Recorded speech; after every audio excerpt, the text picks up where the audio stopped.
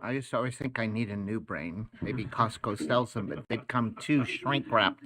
I only need one. All right. Welcome all.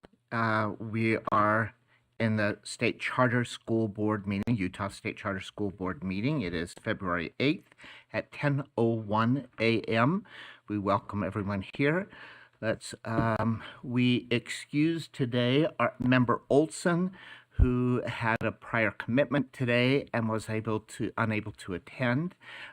Member Spiker, whom we understand will join us online for a bit of time. She has to kind of go in and out due to some commitments today. So we will expect that she's online. I don't know if she is currently. Member Spiker, are you online with us yet? All right, we will continue just open bits, but we do have a quorum, and so we're ready to begin with a Pledge of Allegiance, with which Vice Chair Phillips will lead us. Thank you. Please begin. I pledge allegiance to the flag of the United States of America and to the republic for which it stands, one nation, under God, indivisible, with liberty and justice for all.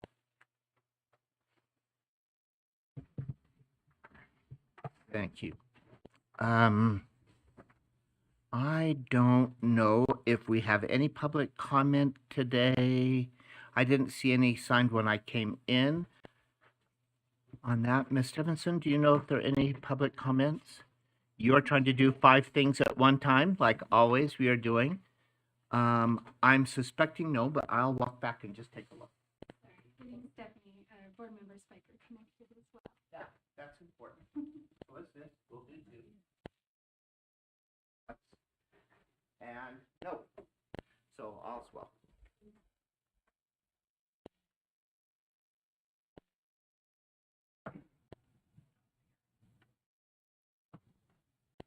Okay, no names at least signed up on that form, so we're suspecting no. But today, Member Cisneros will get us started with a thought. Thank you.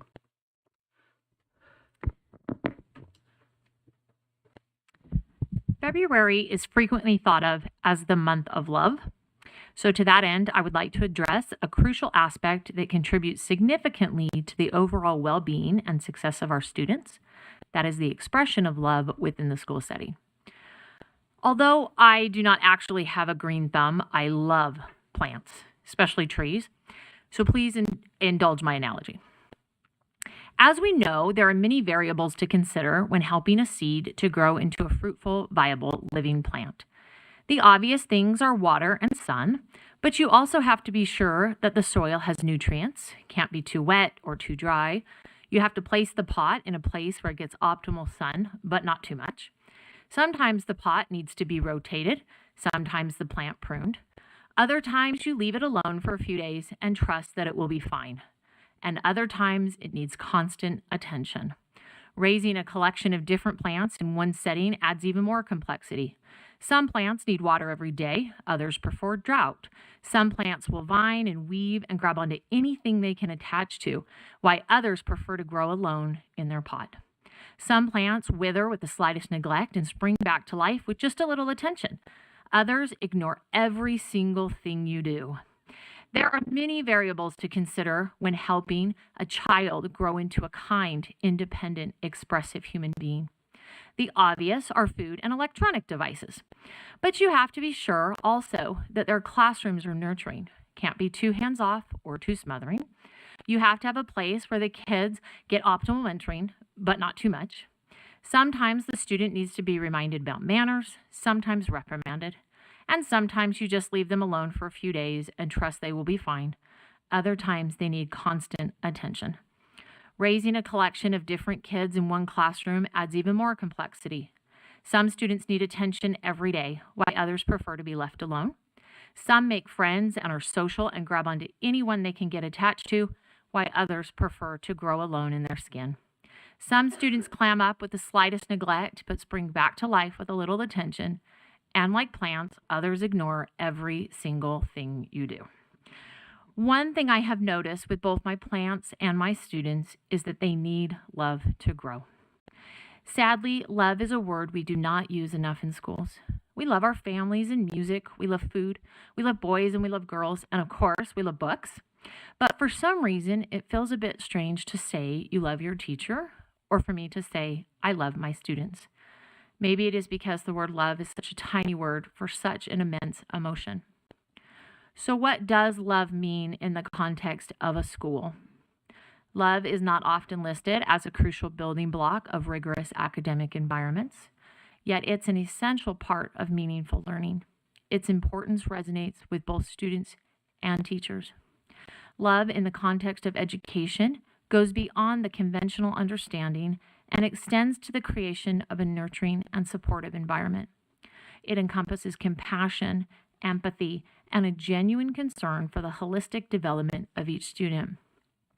Love in our schools should reflect a pedagogy rooted in that agape love, defined by a commitment to celebrating the humanity of others. A profound love for humanity, coupled with a love of our subject matter and the power of ideas, must be present in order to teach, since teaching requires a love for the people and a love for the world. In Pedagogy of the Oppressed, controversial book, I know, Paulo Freire describes pedagogy as the power dynamics among the student, teacher, and subject of study. He posited that how this power is wielded in the classroom determines the degree to which education oppresses or liberates. Freire equated such learning relationships to love. He staunchly believed that teaching is an act of supreme love, which can be as profound as the literal liberation of the oppressed, or as simple as a glass of water. I personally think love in the classroom means respect, kindness, honesty, taking risks, and allowing for vulnerability. I think love in the classroom means that everyone belongs, feels heard, and is intended to, where everyone can be themselves without having to change for others. In short, people enjoy each other's company and feel happy to be with others.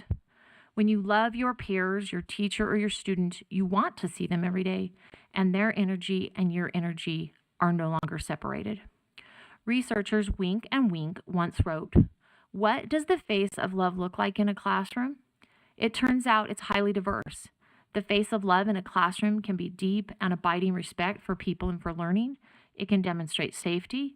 It can radiate a freedom to think, to grow, to question. The face of love for learning can be quiet, thoughtful, and reflexive. Love can be lively and fun.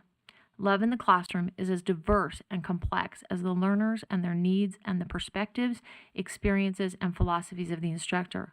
Love connects the teacher, students, and curriculum."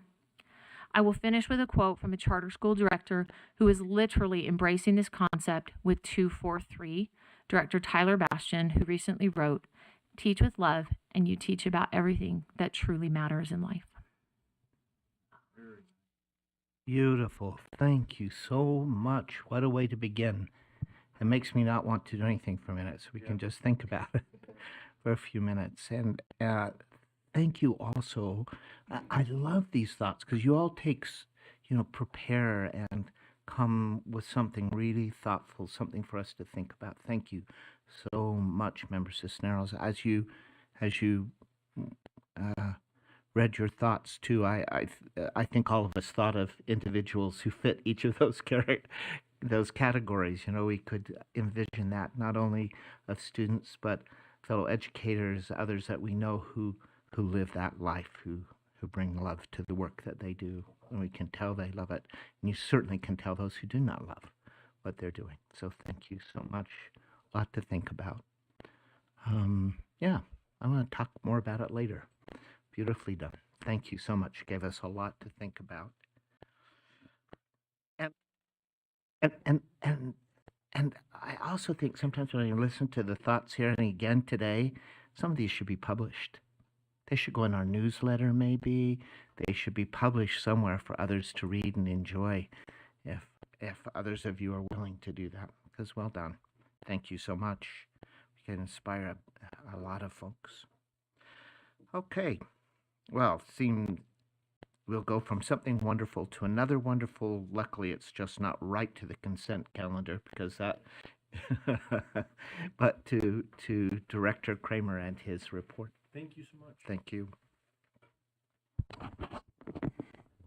Marie, could you help with a PowerPoint on it? Thanks. Okay. It does.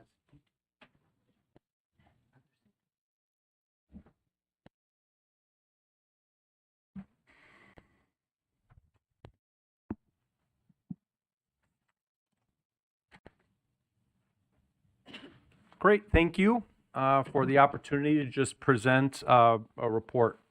So we'll start with the first slide here. And with it, just giving some updates. These would be some team, some staff, we call ourselves team updates.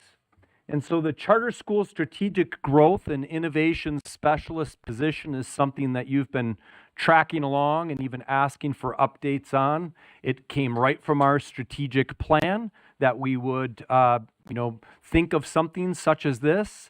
And so the position really supports our current LEAs and schools through some innovation, but it also looks to outreach to other LEAs that might be interested or individuals that might be interested in chartering with us. And so the position is very strategic. It's underneath the direction of the executive director, and you've been kind of tracking along. We had a process that was very rigorous, supported by the Utah State Board of Education, HR, and they did a great job just kind of supporting us through the process and using the tools that they have available for us.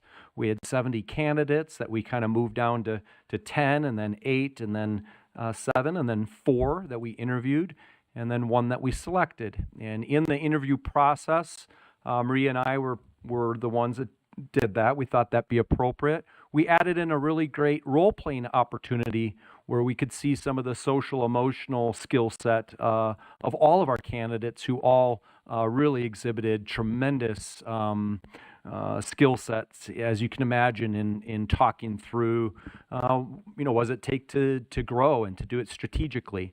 And so we had a very rigorous process, and it was creative in that one regard and well received by our candidates. Ultimately, and I have permission from her to publicly state it now, is that we've selected Amy Pace. And Amy Pace will be joining us February 26th to fill this position. She even came into the office yesterday just to say hi to some of our team. We were in the office for a meeting. She spent the last 24 years, this is Amy, teaching science to the students and teachers of Utah for both traditional and charter schools. She recently transitioned out of the classroom into a new position as the Strategic Growth and Innovation Specialist, where she'll continue to support teachers and students. She graduated from Southern Utah University with a BS in biology and a secondary teaching certificate.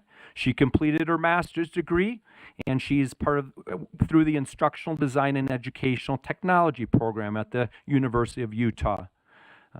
She's excited to use her skills and background in this new position. She loves working with her fellow teachers and school leaders and shares her passion for education. Just a little bit more about Amy, just because we're really excited to have her. She's been very involved with the Utah Science Teaching Association in the past, served 4 terms as a regional representative and 1 term as president. She's also received several prestigious awards: the Presidential Award for Excellence in Math and Science, the Governor's Medal for Science and Technology, the Utah Energy Educator Award, and was selected to represent the United States as part of the Toshiba Leadership Academy in Tokyo, Japan. She currently serves on the Utah Secondary Science Advisory Team for the Utah State Board of Education.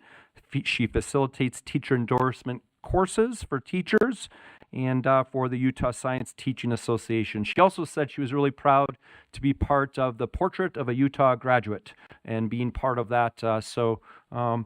We're excited to announce that and make that one of our updates for today. So, yeah. We are going through an internal audit with the Internal Audit Department of the Utah State Board of Education. It's routine and regular. Started with a survey that was sent out to staff members. And it is centered on technical assistance, which is professional development. So it's not centered on finance. Sometimes when you hear audit, you think, finance or something operational. This is as it relates to technical assistance and how we, as staff and as a board, are providing technical assistance.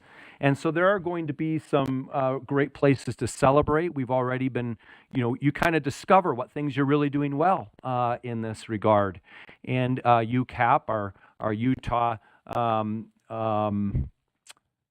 Charter Access Point, sorry, I caught a little Charter Access Point, is a great tool that we use to disseminate a lot of technical assistance. And we're getting a little bit of feedback, right? There's no written report yet until March, but we're getting a little feedback that we're doing some things really well. Obviously, in audits, we're also looking for places to improve, and we're already implementing some of those things. How do we not just provide professional development, but then write down that we provided and notate it, and then it can be shared as you have change in leadership or change in staff, and it carries on. And so that's a possible place for improvement. So we thought it important to update the board, that you were aware that we are going through this, that there'll be a report to it in March or April. School year 24, fiscal year 24, and also 226.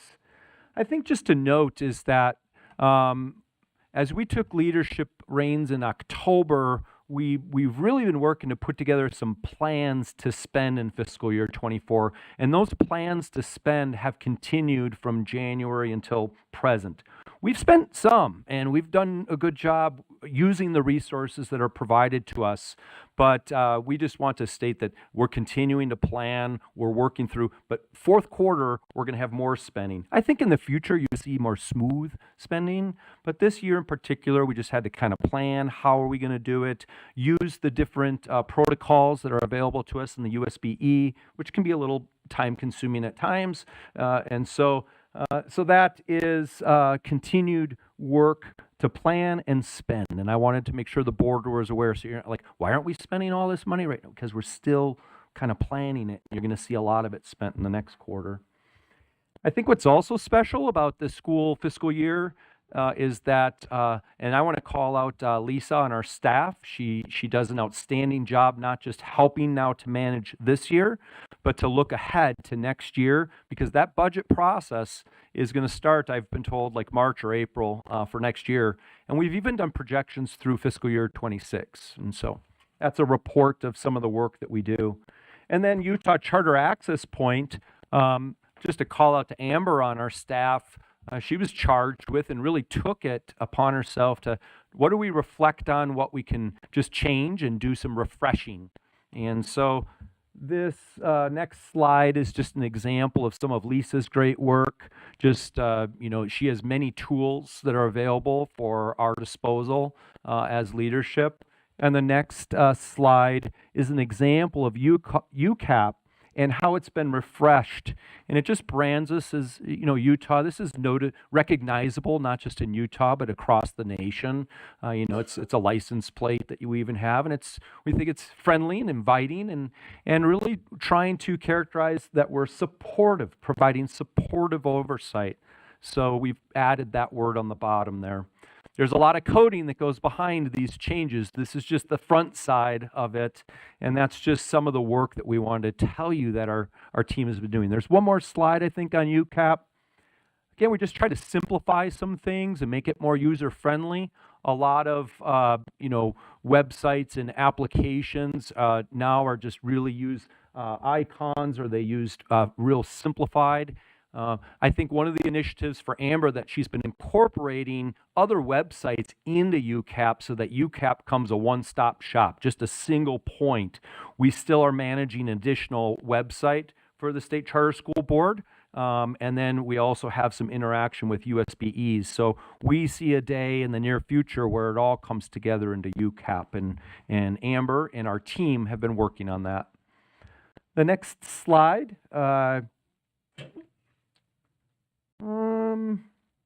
I forget why that one pulls in there. Can you go to the next one? I'll come back to that one. Support team. So Maria and I, as we divide out the executive director, associate executive director roles and responsibilities, she oversees the support team. Sometimes I wish that I could be in all of those meetings because they're very dynamic and they're very just how do we continuously improve is always the question. How do we support our board is always one of the central questions.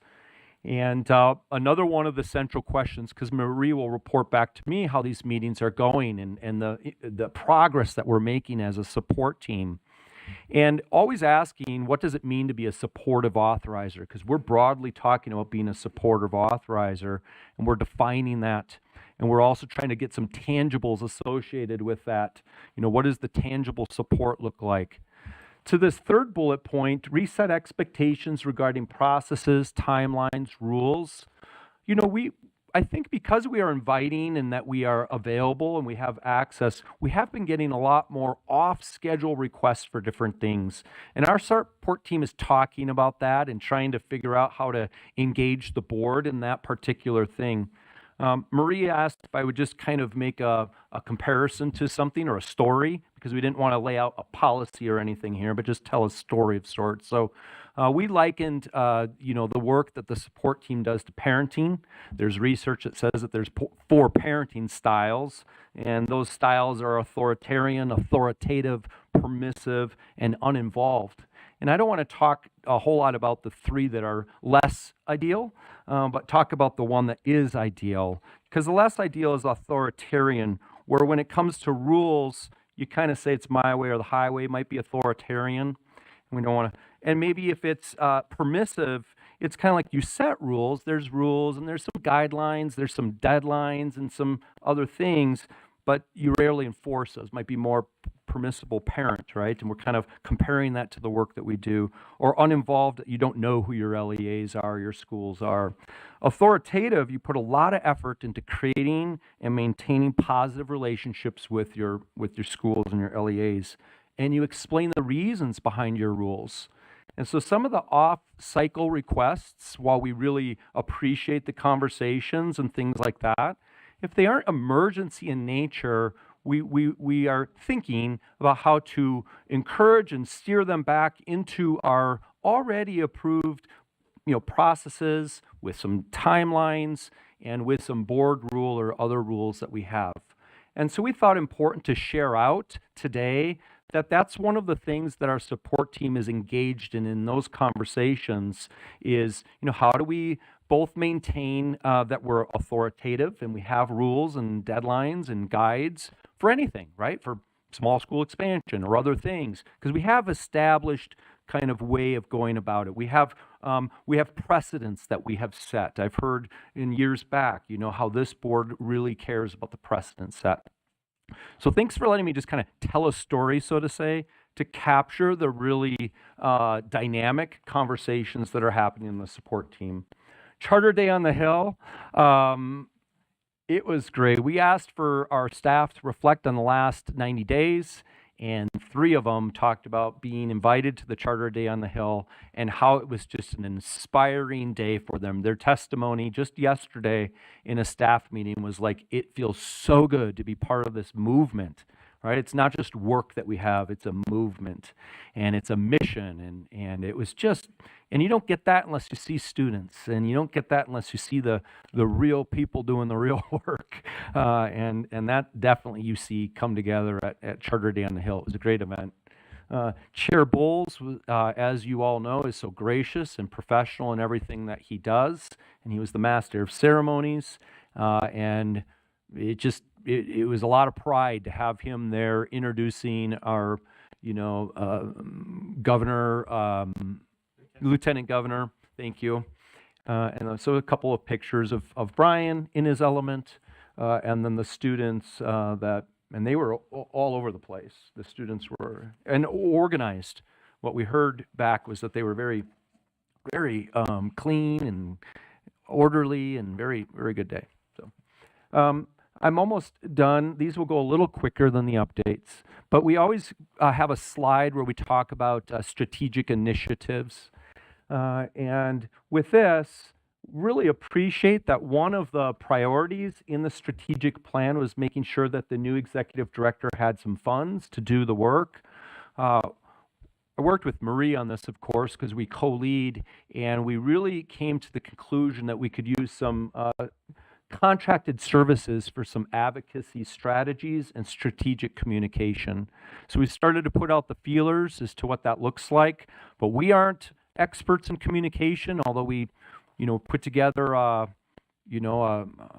press release, or we try to do different things, but a real coordinated effort that represents what the board has laid out in the strategic plan. And that high level expertise, we believe, is really going to propel us forward. And then building a strong and capable organization and charter school community. Brian laid on our chair Bowles, laid on our desk like an onboarding manual, and that we could refresh that, because what a tool that would be to hand over when we have new board members, is that onboarding manual. And so that's a way to build a strong and capable organization, is to have such a document, onboarding document. And then also we've started to do some committee work. We're just kind of getting those committees going again. Even prior to this meeting, the finance committee meeting met. And that's another way that we can really maximize and become and continue to sustain a strong and capable organization. The last bullet point here does have one additional slide, and it's because monitoring fidelity to charter agreements is also one of the priorities of this board. And I underlined just here as it relates to governance, right? Who's in charge of the schools? And now I will tell you that we have had some different conversations, requests, ideas. They come in different shapes and forms about mergers. We already knew 3 months ago that potential mergers could be something that we need to really get ahead of. So we've been researching as staff. We've been putting together what could a merger look like, and we feel comfortable enough to share just a broad outline of what this could look like. This is not a policy today. This is not a process that we're laying out today. This is just planting the seed of that beautiful flower, of that plant, that merging. And this is a approval. This is if we were to adopt like an approval. Staff believes that there's a really early part of this, because we can't get a merger process done by tomorrow. That's just not possible. Board rule doesn't allow it.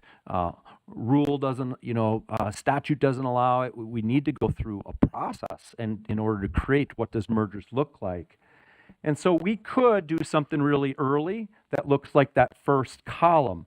We're working with USBE. We're approving what we send to you in March or present to you in March. And you could see that. Anticipated is another potential goal, that we could get it done in May. That's just where there's a few more iterations. The more that people engage and the more that they work on it, it just takes a little bit longer, right? There's different drafts and iterations. We actually think we could target for June, though, kind of collect all the information, have done enough work with USBE, and by June, that we could receive this feedback. We will have, you can read there that we will have presented it and got approval and these things, and final approval in June. That would be nice to hit that target, because it's before the next school year. But we won't quit, and if we need to go contingency on it, then we will. And we think July and August, if we just need that little extra time. So you can see, we want to discuss that we don't believe that we can just overnight create a merger process. It has to go through something, and we believe that this type of timeline is one that we can just kind of visualize and work towards. Next steps and priorities. We need to refresh some pictures, board pictures and staff pictures. There's Marie and some different pictures. And then in high school, I was a part of the student government, and I was presenting a wild idea back then as well, you can see. So, but we're going to bring in professional photographer to take our picture at the next board meeting or around that next board meeting. We'll have more information for you. we'll just get standard pose and refreshed and things like that. But we felt that would be a good way to represent. And then along with that, kind of standard bios, education, experience, and why you're doing this, right? If we can get those three things from everybody in a certain number of words and it's just kind of uniform, I think the public will be a lot more able to see who we are. And so that's a next step for us. Staff continues to work on their SMART goals, breaking it down into 90-day goals. And then we have to onboard Amy, as we talked about earlier. I'd like to turn the next part over to Marie. Marie, one of her goals over the next couple of years, and we talk about it, is really in continuing to increase professional development, especially as it relates to innovation, and not just for charter schools, but for all public schools, including public charter schools. And so that's one of the things that I'm excited that she's going to share on, because last Friday, she was crisscrossing the state, going to different professional development and being part of it. So, and then we've continued our tour of schools, and I think you have a few highlights on that too. So if you could round this executive director report out today, Marie, that'd be great. Thank you, Executive Director Kramer.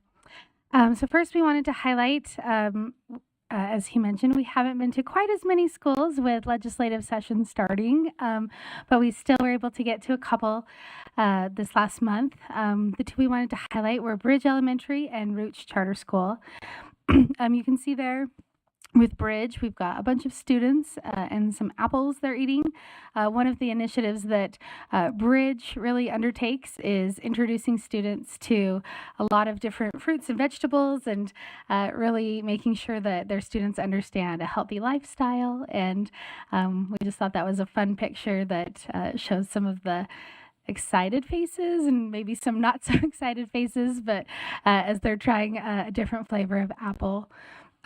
Roots, then, this was a fun one. This was actually up at the Capitol. You can see Director Tyler Bastian there and one of his students, Jeremiah. And we were actually able to sit down when we visited at Roots Charter School with Director Bastian and Jeremiah, as well as one other student.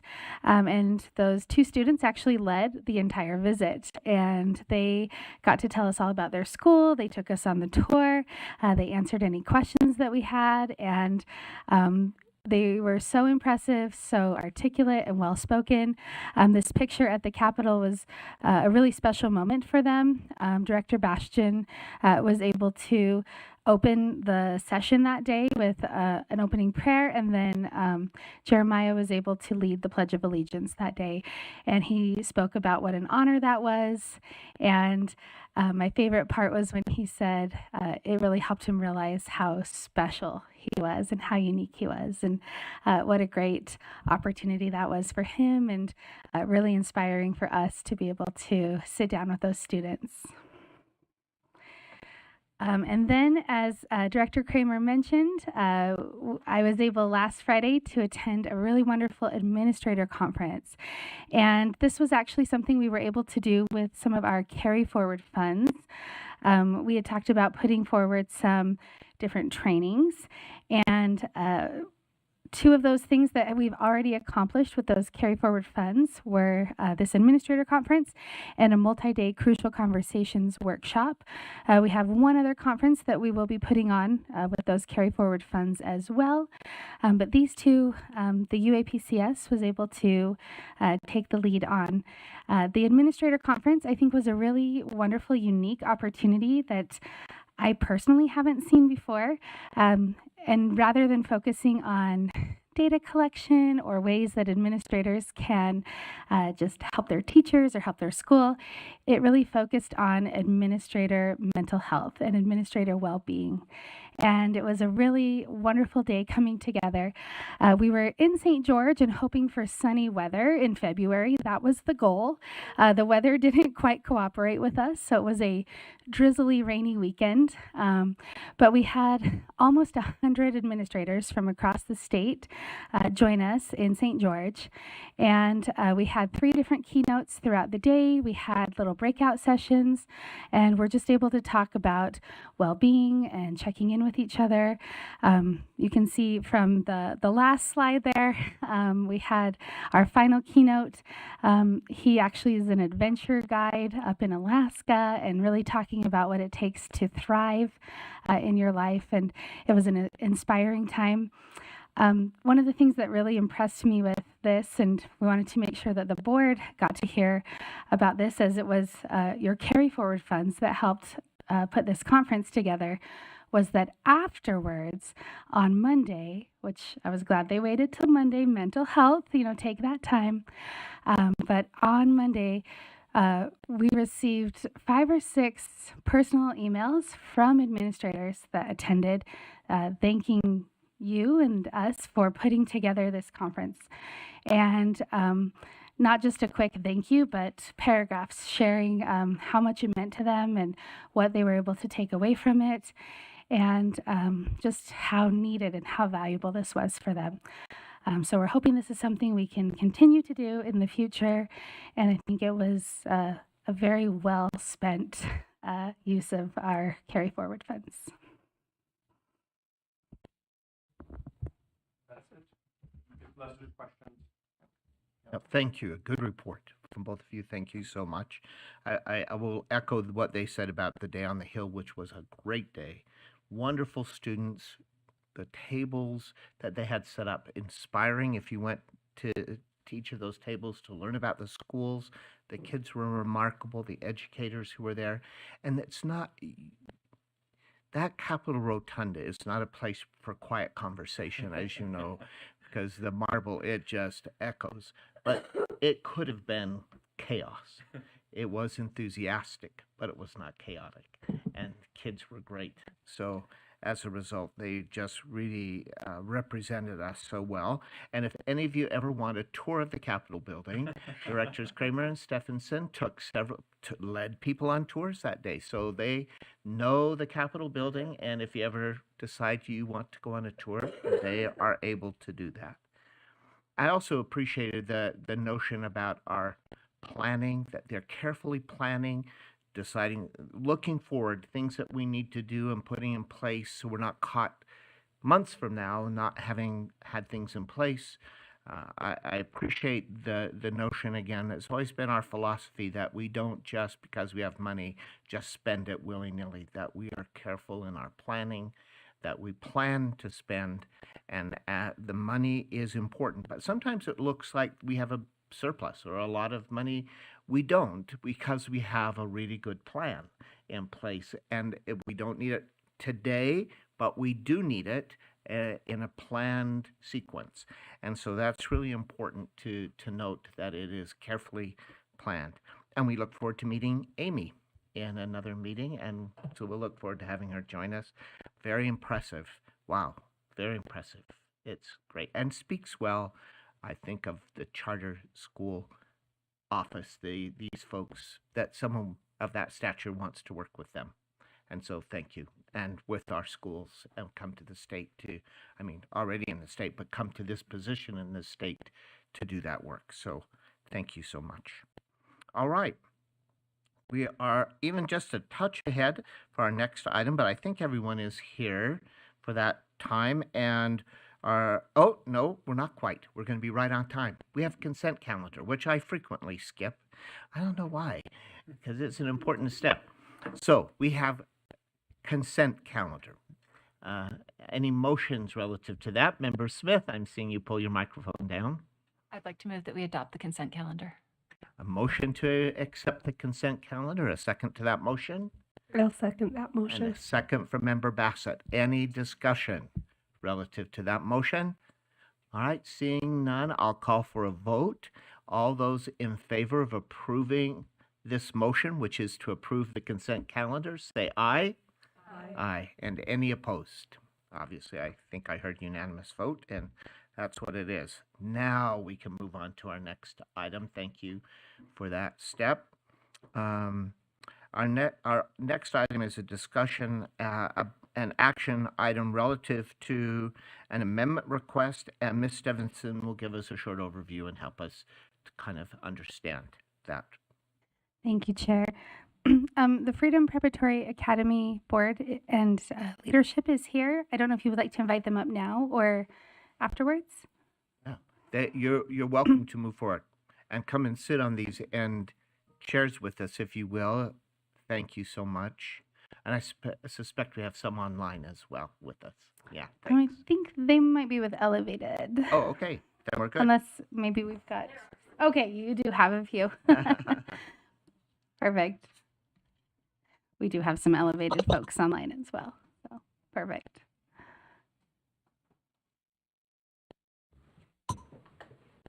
All right. Well, I'll go ahead and do a quick introduction, and then we can have them go as well.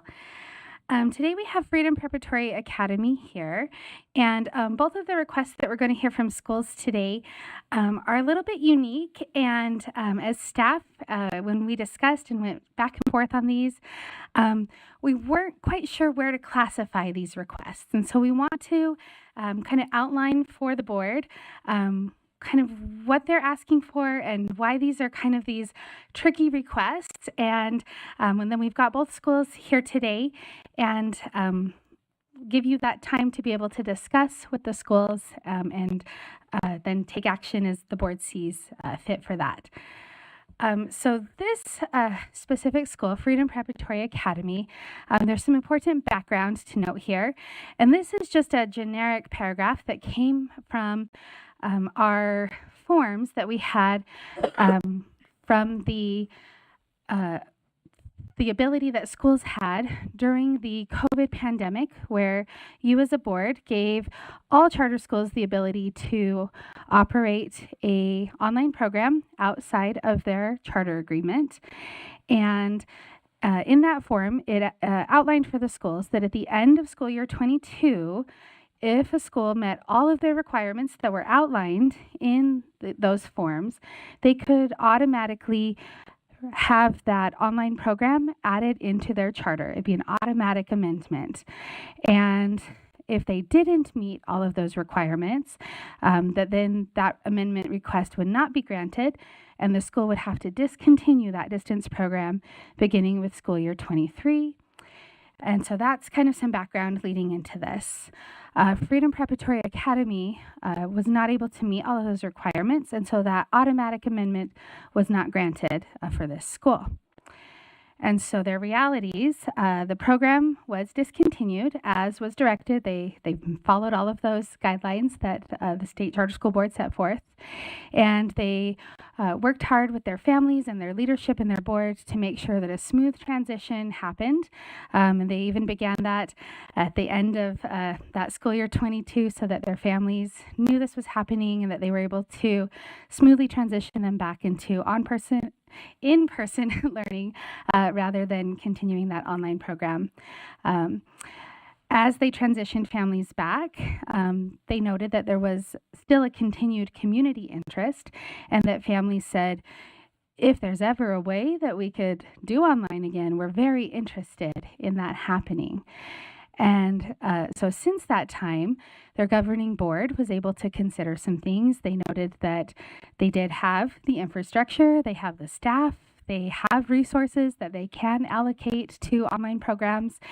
And they also noted that since that time, they've been able to establish relationships with UVU and with MTech, and that they have high school students that sometimes additional flexibility is really nice for, with concurrent options and distance options being available with those partnerships, that perhaps bringing an online program back to the school would give that flexibility that would really benefit their high school students.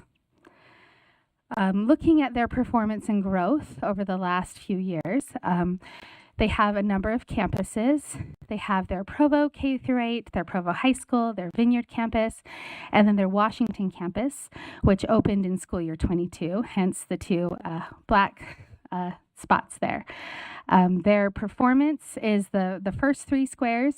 So performance has been typical across the board and then commendable at Washington for the 2 years that it has been in operation. And then growth is the last three columns. Growth each year has been either commendable or exemplary. So they're taking students and really helping them grow and move along in their academics.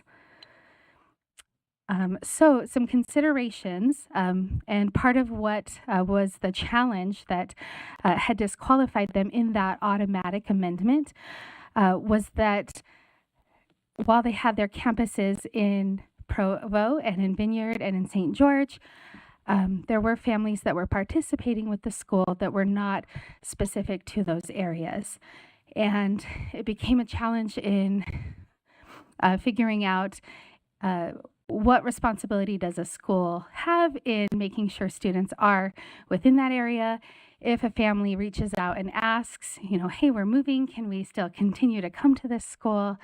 What needs to happen there? So those considerations: can online learning be tied to a physical location? Is online learning considered a satellite of a physical location if there are no additional seats, grades, or physical buildings being added? Could online learning without seats, grades, or a physical building be a simple amendment that provides options that help support the school's mission and vision? And so ultimately that question that as staff we've grappled with is this bottom one. Is this application classified as an amendment or a satellite request? They did fill out the satellite documentation, and so that you had all of that information to look through. And then that brings up those two further questions. If this is a satellite request, should they be directed to the satellite application timeline? And that would put this request being reconsidered then in January 25 with a possible begin date of August 26. Or if this is an amendment, do they need to restrict their online enrollment to Alpine and Washington County School District areas, which then leads back to some of those early questions. How do we make sure that a school is tied to a physical location with online access? And that presentation, unless there are questions from the board. Board members, do you have questions, some clarification? Yeah, please. Okay, so I actually have a lot of concern on this. So I need a little more. The school wrote compliance concerns related to geographical boundaries. I'm having a lot of heartburn with that because one of the founding principles of a charter school is no geographical boundaries.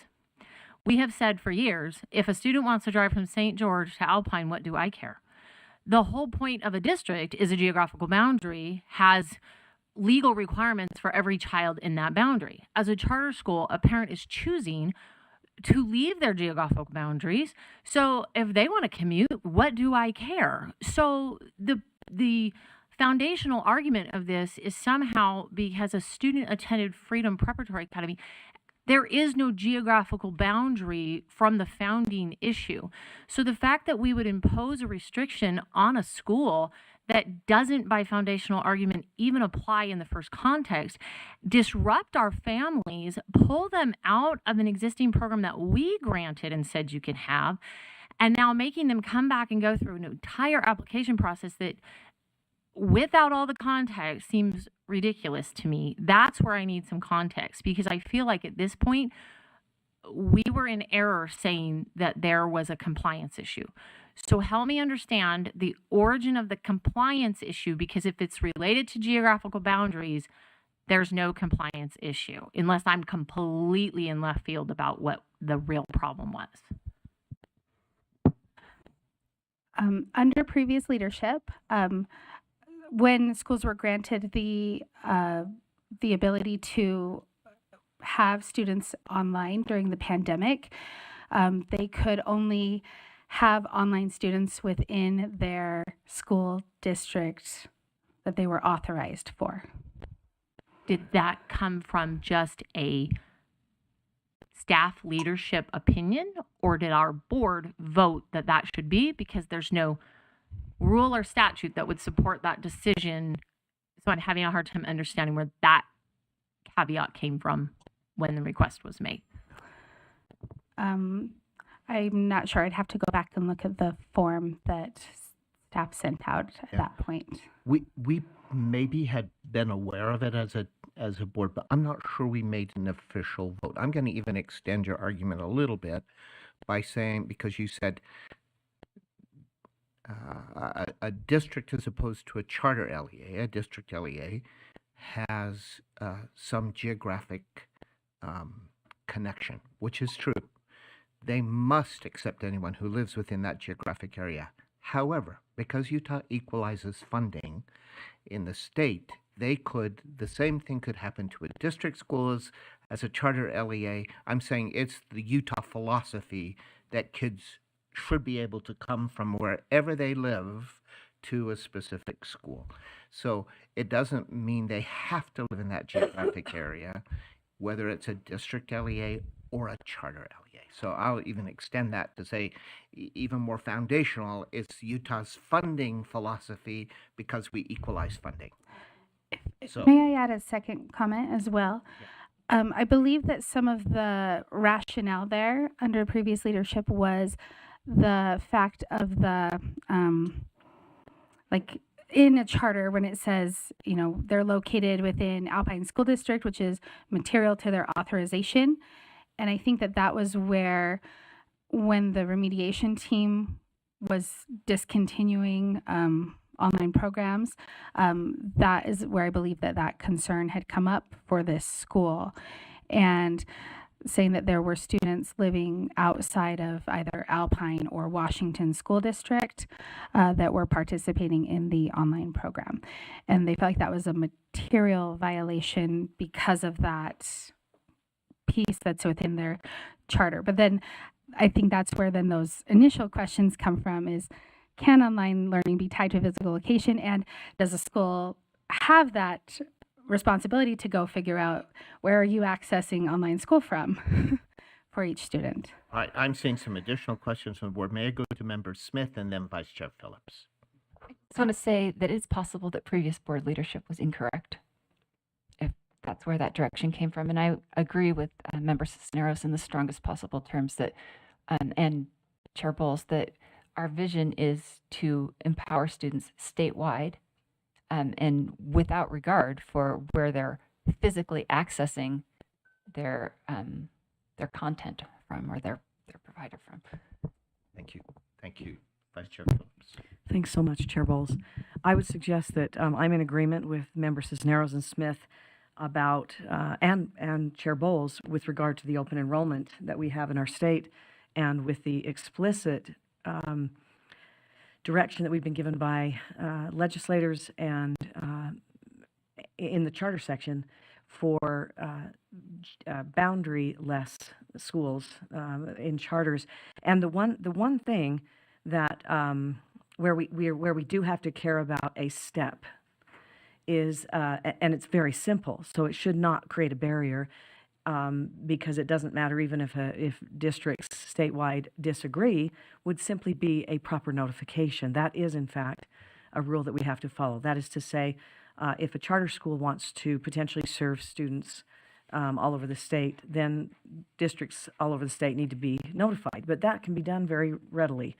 And so my own opinion is that that the actual specific, I think, appropriate sort of thresholds that we set for people to continue with for schools to continue with an online program are, is it successful? Is it something that is in demand by the community? And this school has met all those. And so to me, it would just seem like the next step would have been a proper notification of districts in the state if, in fact, the school was going to open up an online program statewide for its students, many of whom may, in fact, be closer to the locations where they were once served in person, but don't necessarily have to be in order for this to be a request or for the school to provide education. So I think with that proper notification accomplished, the school should have been then granted in the past a continuation of their online program. May I ask another question too, because it will help in deciding your second question about should it be a satellite or just an amendment to their agreement. Is the request from the school to increase enrollment, or is it to work within the enrollment of our agreement, but they want to serve kids in this other Yes. matter? They're not requesting to add seats. They feel like they've got enough of their max enrollment. It is just the ability to add the online program back to their offerings for their students. Increasing enrollment, of course, brings funding issues, other kinds of things Right. over which we sometimes don't have control on relative to the timelines. But just to work within our current agreement without increasing numbers, to me, I'm just going to give an opinion, and we haven't voted yet. From my perspective, I would vote in the way to say that is just an amendment to their agreement, not a satellite. So, yeah. Is it technically possible to, instead of doing either of these options, instead we just rescind the removal and keep the previous agreement in force? Because in my lone opinion, the removal should have never occurred in the first place and the continuation should have been granted. So are we able to just rescind that removal with an apology to Freedom Preparatory families for their education being disrupted for an entire school year? I think we can do whatever the board votes, and yes, we would. We would support whatever the board asks staff to do, and that would make sense. Yeah. In my mind. Sorry, Chair, follow-up, Executive Director Kramer just made a statement that it would extend to others. So do we have several schools who fell into this same bucket that were affected? We would need to look at that, but I would bet that there are more than one that would fall into this category. And the complicating factor is our allowance during the pandemic, right? Right. Was it because we were saying you can't serve kids in the same way you were, just like every school in Right. the nation, really, that we all had to adjust our delivery systems because of kids. During the pandemic, we had kids who had to be in isolation, so online delivery worked well. So it's just coming back off of that. Not necessarily maybe will schools want to have an online delivery, but could we allow it if they chose to, right? There's the mitigating piece. Member Smith, I saw you had another one, and again, then Vice Chair Phillips. I just wanted to say, if we are able to simply rescind the previous judgment's not exactly the right word, the restriction against freedom, I would be very much in support of that because it is the cleanest and simplest way to do this and acknowledge our own mistake. And I think it should not be simply for Freedom Prep, but it should extend to any school that has experienced a similar sort of misinterpretation of the rule. Vice Chair.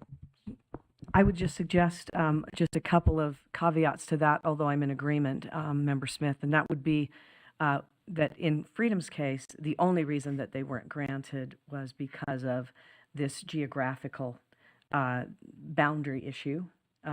And in the case of other schools, we would have to see, maybe they would not have met the threshold of having a successful program or being able to do all of that correctly.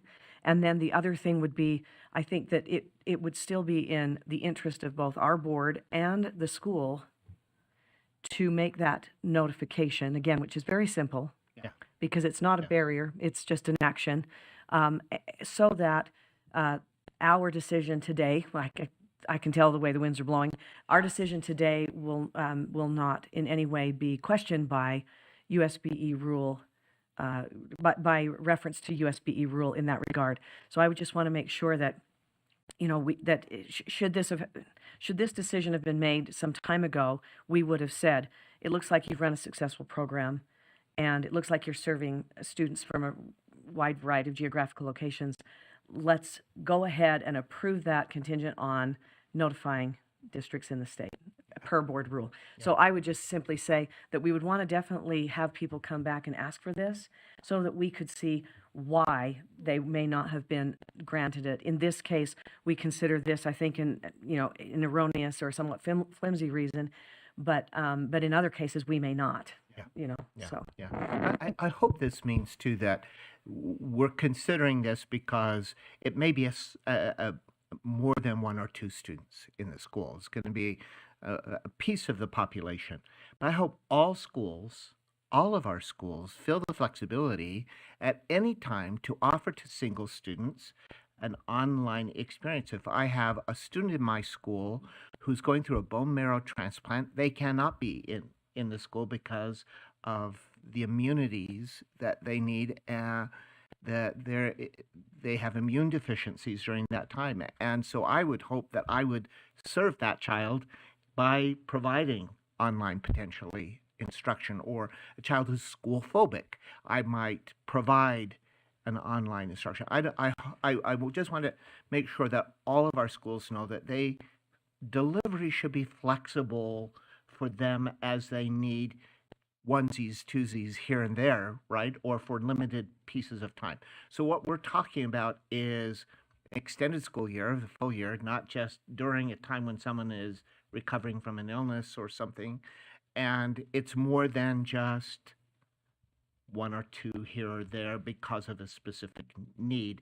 We're actually establishing a program which others could we draw that distinction.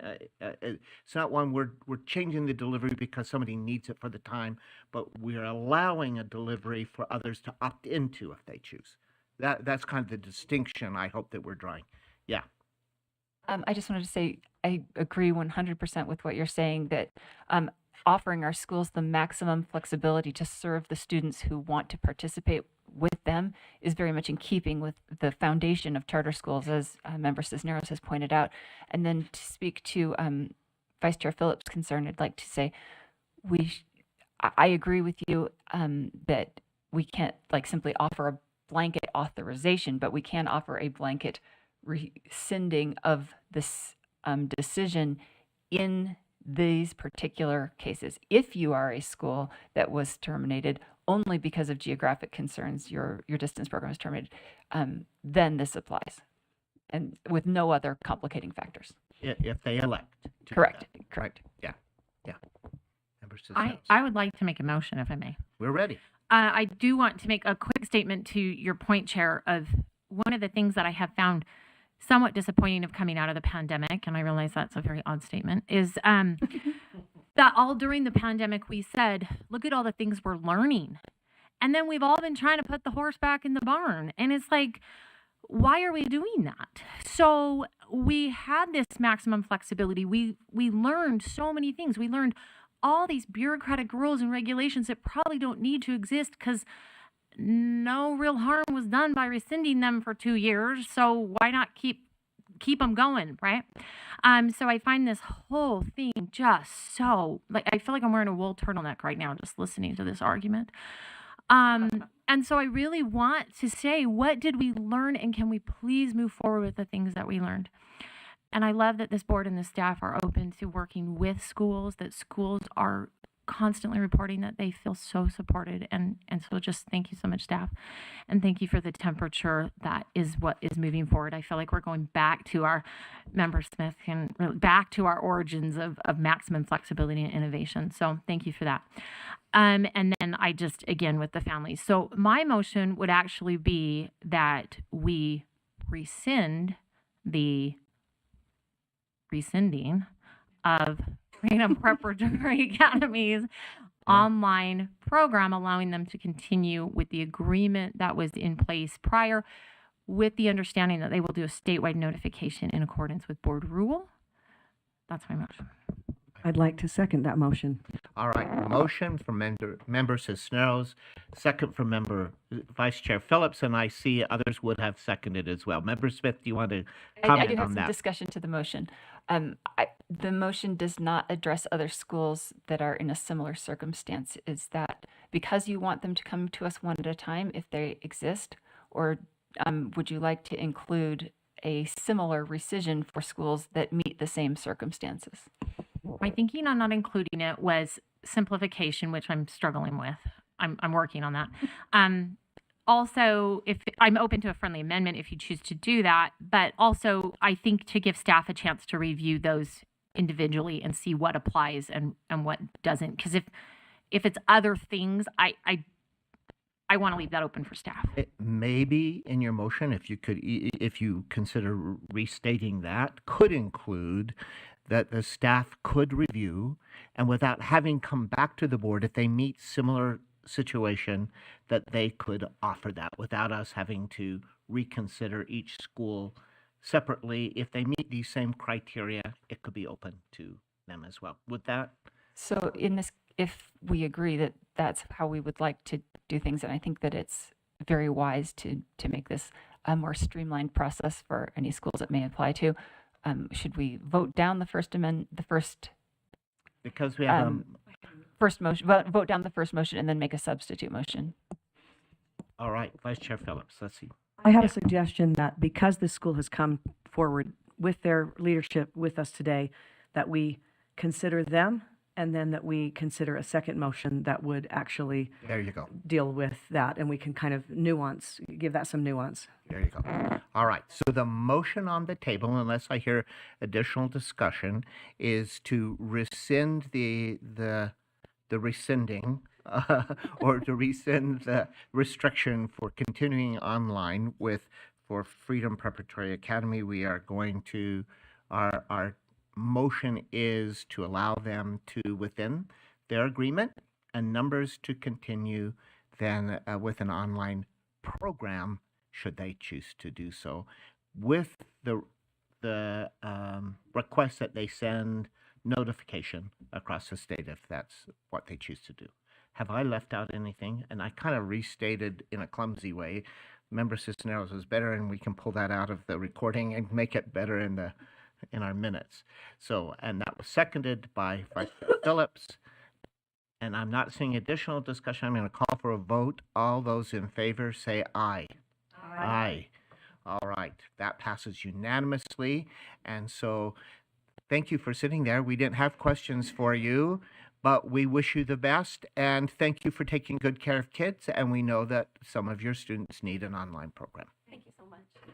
Without belating the matter anymore, I just wanted to, we talked about the power of love, and I just want to send big shout of love to Marie. She has been massively helpful as we've tried to navigate this kind of complicated thing. So I just want to make sure publicly we said thank you to her for her help with this. So Thank you. We feel similarly. So from both sides, she gets And that. can I So introduce our thank new you. director? As you know, Lynn Herring retired. Lynn Herring retired December 31st, a rock star in the charter community here in Utah for almost 21 years. And Grayson Wolf graciously took on those big shoes. And so she's been with us a long time also. Started out as a teacher, now she's our executive director. So Grayson Wolf, the board. Grayson, we're so happy to have you join with us. Thank you so much. And I think you'll be fine filling those shoes. Yeah. If you need shoe help, you have to see Michelle's shoes because I saw them under the table. I know, she's magnificent, right? So there you go. Thank you for coming today, and in case we had good questions, so thank you so much from that. All right, let's move to the next item. Do we want to have another second motion? Yes, of course. Thank you for keeping me on task. I don't think I can pull it all together as well as Rebecca if she wants to do it. Or Cindy. Or, yeah. Okay. Okay. I would like to move that the State Charter School Board staff review rescindings of the online offerings of charter schools who requested from the State Charter School Board a continuation of those programs in those cases where those programs were rescinded simply based on geographical boundary concerns, and bring back to the board a report that may inform our decision-making. Okay. All right. Motion and a second to that motion. I will second that. All right. Member Bassett, second. So a motion from Member Phillips for the staff to review what other schools might be fit the same criteria and bring that back as a report, maybe in the next meeting, a March meeting, that can go on our agenda. And a second from Member Bassett. Any discussion to that motion? Seeing none, I'll call for a vote. All those in favor of the motion say aye. Aye. Passes unanimously again. So thank you for doing that little bit of research and bringing back a report in our March meeting. All right, now we are ready to have a discussion about Elevated Charter School pre-operational amendment. Ms. Stephenson again will lead us through that discussion. Thank you, or preview it. Thank you, Chair. So this is another one that is a little bit of a unique situation, but again, we'll walk through it and give the context there. And then Director Amy Edwards is joining us online from Elevated Charter School. So the background here is that Elevated Charter School was approved in January 2023, and they are set to begin operation in August of 2024. So yes, that means they are pre-operational right now. In their charter application and their current agreement that has been signed, it outlines the following. They plan to enroll grades K through 6 in this 2024-2025 school year. For the coming then 25-26 school year, that's when they would add in grades 7 and 8. And then the year after that, the 26-27 school year, that's when they would add in grades 9 through 12 and then be a full K-12 LEA. They noted in their application that this requested gradual schedule was to make sure that they were ensuring quality instruction to all of their students. Today's request, they stated that they've received requests from over 30 families to enroll students in grades 7 and 8 for the 24-25 school year. So you can see this little graphic that we put here. It shows the current school year that they had authorized, which was the K-6, and it breaks down to 300 students across the K-6 grade levels. And what they're proposing in today's request would be moving up K through 8 and an additional 60 seats, moving that max enrollment to 360 students. The request does go a little bit further, though. The written part at the top here is what's in their charter agreement, and that what they are proposing actually ends up changing the first 4 years. And so year 1, you can see the max enrollment is 300. What they're proposing moves it up to 360. Year 2, they were authorized for the 450. It would now move to 490. Year 3, it was 650. They're now requesting the 700. Year 4 was 750, and the request would now move that up to the 900, so they would hit that max enrollment 1 year sooner than what was in their application and what's in their charter agreement. You can see that the grade spans also change. So year 1 is K-6. Now that would be K-8 if approved with the request they brought today. Year 2 was K-8. Next year would be K-9 with the request they brought today. Year 3 is when they would hit K-12. That still remains the same with what they are requesting. So the main changes with those max enrollment totals, and then a little bit of adjustment in when they add the different grade levels moving up into high school. So the considerations that we wanted to bring to the board today would be the following. Should a charter school that has not yet opened and operated be allowed to pursue a contractual amendment, or should they be held to the initial terms they applied for and agreed to? And then, given that a school is not yet operational, should the proposed change be classified as an amendment, or does it qualify as an expansion because of the addition of grade levels and seats? And so depending on how we classify that, that brings up then those following questions. If it's an expansion request, then does Elevated Charter School need to be directed to the large expansion application timeline? And it would qualify as a large expansion since it is the addition of more than one grade level. And that would be the request being reconsidered in January 25 to begin in August 26, which essentially makes it a moot point because those grade levels and seats would already be added per the timeline that they applied for. Or if this is an amendment while they are pre-operational, would multiple years be considered, or would we only be looking at the 24-25 school year request? That completes my presentation, unless you have questions. All right. Thank you so much. And thanks for joining us online. Stand by. We'll see what questions we might have from the board first, or the questions that you have. Some Member Smith. I don't particularly have questions about this. Just I'd like to express frustration that many of both of these considerations before us today revolve around the concept of flexibility, and it makes me crazy that we would even consider becoming more restrictive. So that's my general outlook.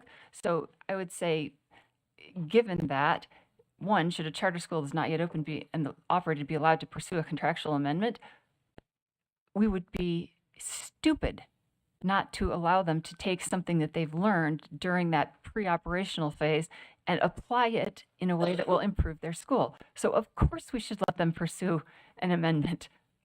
It boggles my mind that we would be like, well, you've discovered this isn't going to work, but we're going to hold you to it. That's ridiculous. And then second, given that the school is not yet operational, should proposed change be classified as an amendment as a qualifies an expansion request? I would suggest that it's really actually neither, because the ultimate number of students involved remains the same. They're simply changing how they're going to hit enrollment. Okay, there you go. That's my thoughts. Thank you for that. Member Cisneros. Yeah. So has the Common Data Committee already given numbers and funding based? I know the rule says that the superintendent will give max allocation. So their max allocation would be accounted for already this year, but only in the K-6 grade band, which is at a much lower funding stream than 7 and 8 by almost a full percentage point. So, I mean, or jumping from 90 to 99% of the WPU, right? So actually almost a full 10% is what my brain was trying to say. So that's a significant amount of money, even if the actual student body count doesn't. So my question revolves more around, what have we committed to school finance already for this pre-operational year? Not us being flexible, but the realities of budgets is where my concern comes. Yeah, that's our concern sometimes. Changing the numbers, knowing that families, I suspect that this is because they know that now families are saying, gosh, we're bringing family. We have 7th and 8th graders. We'd like them to get started sooner instead of having to wait. The question is good relative to funding, and do we have our funds available? It would mean an additional, if they were at max, an additional 60 students more than was initially planned for, potentially, right? An additional 60 in that first year, an additional 40 in the second year, an additional 20 in the third year, and then that fourth year it would meet the max, total max, right? So that's a good question. Ms. Stephenson, do you? Yeah, so the numbers and grade levels have already been reported to the Common Data Committee. That occurred not this last October, but the October prior. So they work, a few years ahead of schedule. Yeah, I'll we'll come back to you. I have a Hang follow-up on. question that's related to that. We just recently approved in January some expansions and some satellites. If we were to, I love the idea of flexibility. I also understand we live in a world where we plan for funding, and we often look at that by necessity in a certain window. And according to a certain calendar. If we consider this as a small expansion, essentially, I think it would not fall under that, because are they asking for more than 50 students? 60. Yeah. 60 and the additional more than one grade level. So is it possible, because our small expansions would have been, or our large expansions and satellites would have just been notified, but they don't start until the following year, right? So we are kind of past a deadline, aren't we, for being able to provide notice to various groups who fund for this, because otherwise it seems to me that we could allow certain types of amendments, depending on when they come, what kinds we can allow at certain points in the season of amending. We can also, particularly if maybe this had come in the fall as a small expansion, 1 grade and maybe under 50 students, we could have easily done it for the coming fall. So there are all kinds of things we could do within certain parameters, but we might be outside of those parameters at this time. But I'm open to thoughts and suggestions. So I know Ms. Can I- Edwards also wanted to make a comment as well. May she do that first, Member Smith, before? Thank you. Go ahead, Ms. Edwards, go ahead. Thank you. Thank you.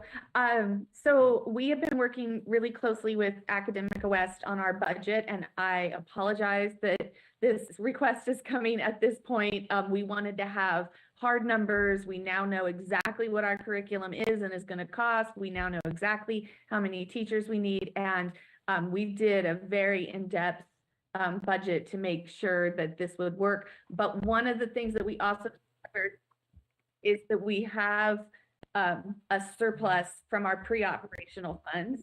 So if we needed that, we could use that to cover the expenses. And we would also be willing to stick to the original 300 if we could offer grades 7 and 8. That does still work. We still do have enough 300. It I think is, even if you have it in your budget, this doesn't sometimes feels like it makes sense, but it's because of where students are going to be, so that statewide as they plan where will students be and how do we match dollars, it's the enrollment that really is concerning sometimes relative to WPU that follows students and other funding pieces. Member Smith, you want to add? As I think this through, it seems to me that we should not be so concerned about how the finances are going to impact this particular school in a particular circumstance, as we are whether this is the best thing for the school. And if this is the best thing for the school, we can certainly make them aware that these are the financial consequences probably if we make this. And because of the timing of the request, it would be, you may run into these potential problems, and so that may influence whether you choose to continue with this course of action or not. But we should let the school make that determination, not us. For us to make a determination with how many grades elevated charter could open with how many grades, I think is more, we have that flexibility. It's the funding piece of it where students will be. For example, if you could still stay in that first year, remember it's going to be moot by the second year, because then we can go through a process, and then it's only in this first year that this becomes problematic for us because of the timing of it. But if you could stay still within the capped numbers of students allowed in that first year, even in adding grade levels, there's another potential option that could be considered. Member Cisneros, you want to add? I think I've made it really clear that I'm on the side of schools. However, I'm on the side of schools following rule and statute. And if we don't like the rule and statute, then we need to do like our staff has done, which is help get rules and statutes become more flexible. But as it stands right now, rule and statute are really clear on timelines because of the way that the budgets flow all the way up into the legislative committees and then back down on legislative estimates. And the legislative estimate has already been written for the school as a K through 6. My concern is not the school's financial viability. Mine is the agreements that we make as an authorizer to USBE and then us honoring that rule and statute as it is. We're outside of the timeline. We've already made funding commitments based upon projections that we brought to them, and they are going to operate in good faith in funding that school at its full operational level. For us to come back and say, well, we guessed wrong, as much as I want schools to learn right, we guessed wrong, so you need to give us an exemption to your rule, I don't think as an authorizer, that's acting in good faith with the state board. So whether or not we have 60 families that want 7 and 8, then we need to get that rule changed. But there's so many more pieces at play outside of this school, outside of this board, that those numbers go up. And they sit around, Marie can attest to this, for hours negotiating those numbers. Districts negotiate those numbers. The Common Data Committee gets together for hours and negotiates those numbers so that the fiscal analysts at the state can make good projections. The process is insane. They bring demographers in to try to look at transient behaviors throughout the state. So for us to go back and say, thanks, you did all this work and we're just going to say no to it because we want to be flexible, I don't think that's operating in good faith as an authorizer. Chair Bowles. Yes, please. Sorry. That was fun. Whoops. In the executive director's report, we just mentioned staff updates, and in the staff updates talked about the support team and that they really have been working diligently through some of these trickier issues, which is wanting to provide flexibility and wanting to be a supportive authorizer, but yet also recognizing that there are policy, rules, timelines, a lot of complexities to the work that we do. And so we always pride ourselves in trying to be really efficient and really effective as staff. But I think, do we put a lot of effort into creating and maintaining positive relationships? That's kind of back to that parent analogy. I would say, yes, we all are saying how much we care. Is there the possibility that there are rules in place, though, and that we just need to explain those rules?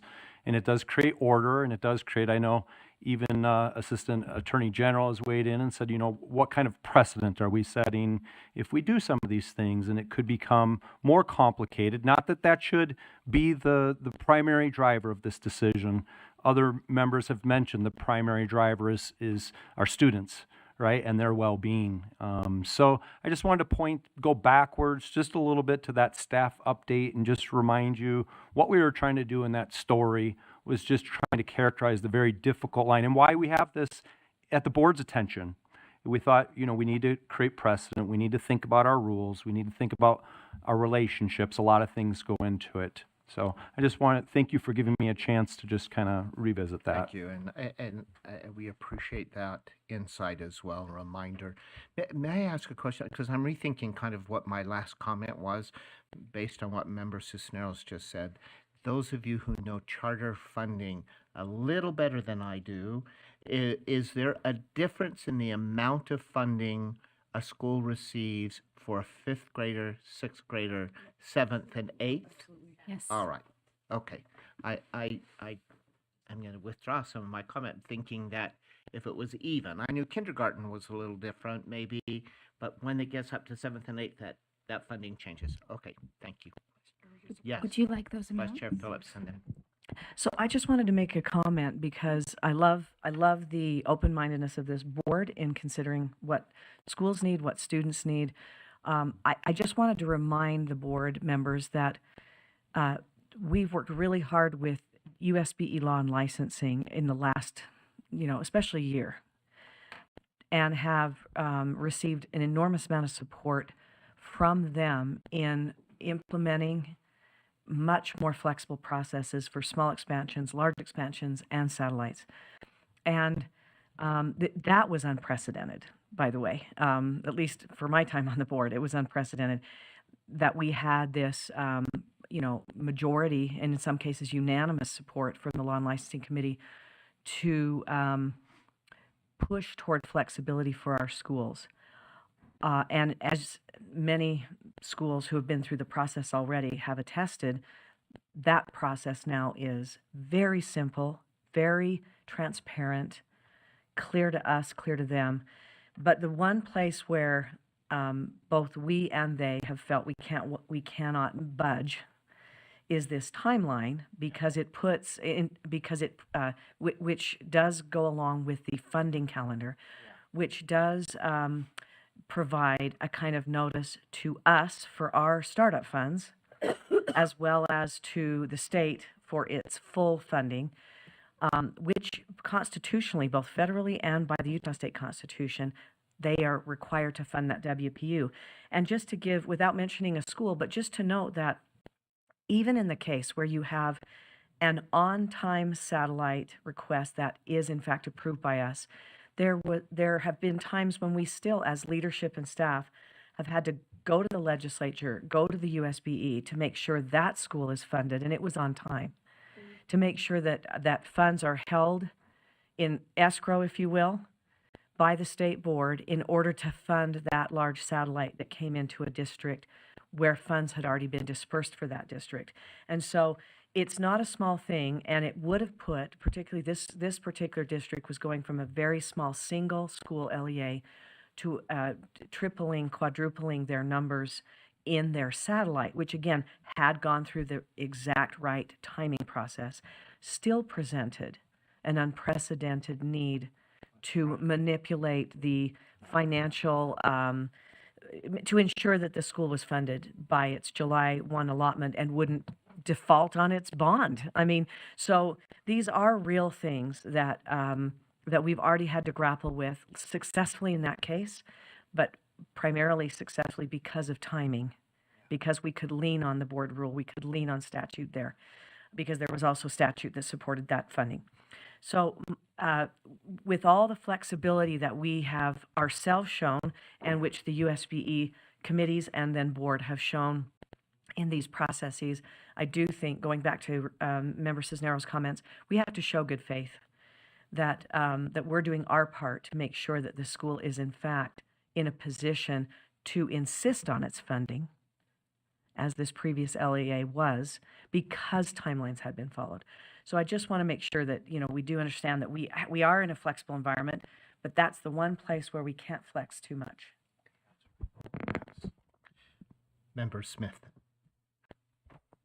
I think that I agree with Member Cisneros and Vice Chair Phillips that we need to be mindful of the financial considerations, especially and with the timeline in this process. So I think, generally speaking, perhaps something that happens like this at the wrong time in the timeline would be a place where I agree we may not be able to show flexibility. I still maintain that the answer to question one, should they be allowed to pursue contractual amendment, is a yes. We should allow schools to pursue a contractual amendment, but it should have to follow our established timelines. Well said. Well said. Thanks. Ms. Stephenson, did you have something else you wanted to add?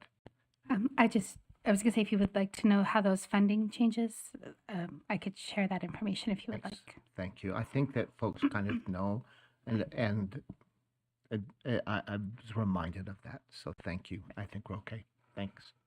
All right. Are we ready for a motion? Knowing that we want as much flexibility for schools as they can have to do the work that they want to do.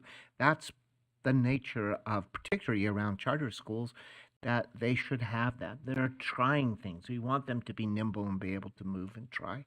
The funding piece is the difficult piece that doesn't allow us to provide flexibility outside of timelines. And I think we've said that to a person here, that makes it not something we can bend. As much bending as we can do, we will push to the limits, but those would be a bend to break, and so that's tough to do. So that's just a statement. That's not a motion. And I know it feels like if we've got the budget, and we'll be careful with our budget, we can still admit kids. And though if you were a private school, that would make sense. But because we all depend on state funding and still we're connected to a big network, it doesn't work. It's still just the same. All right.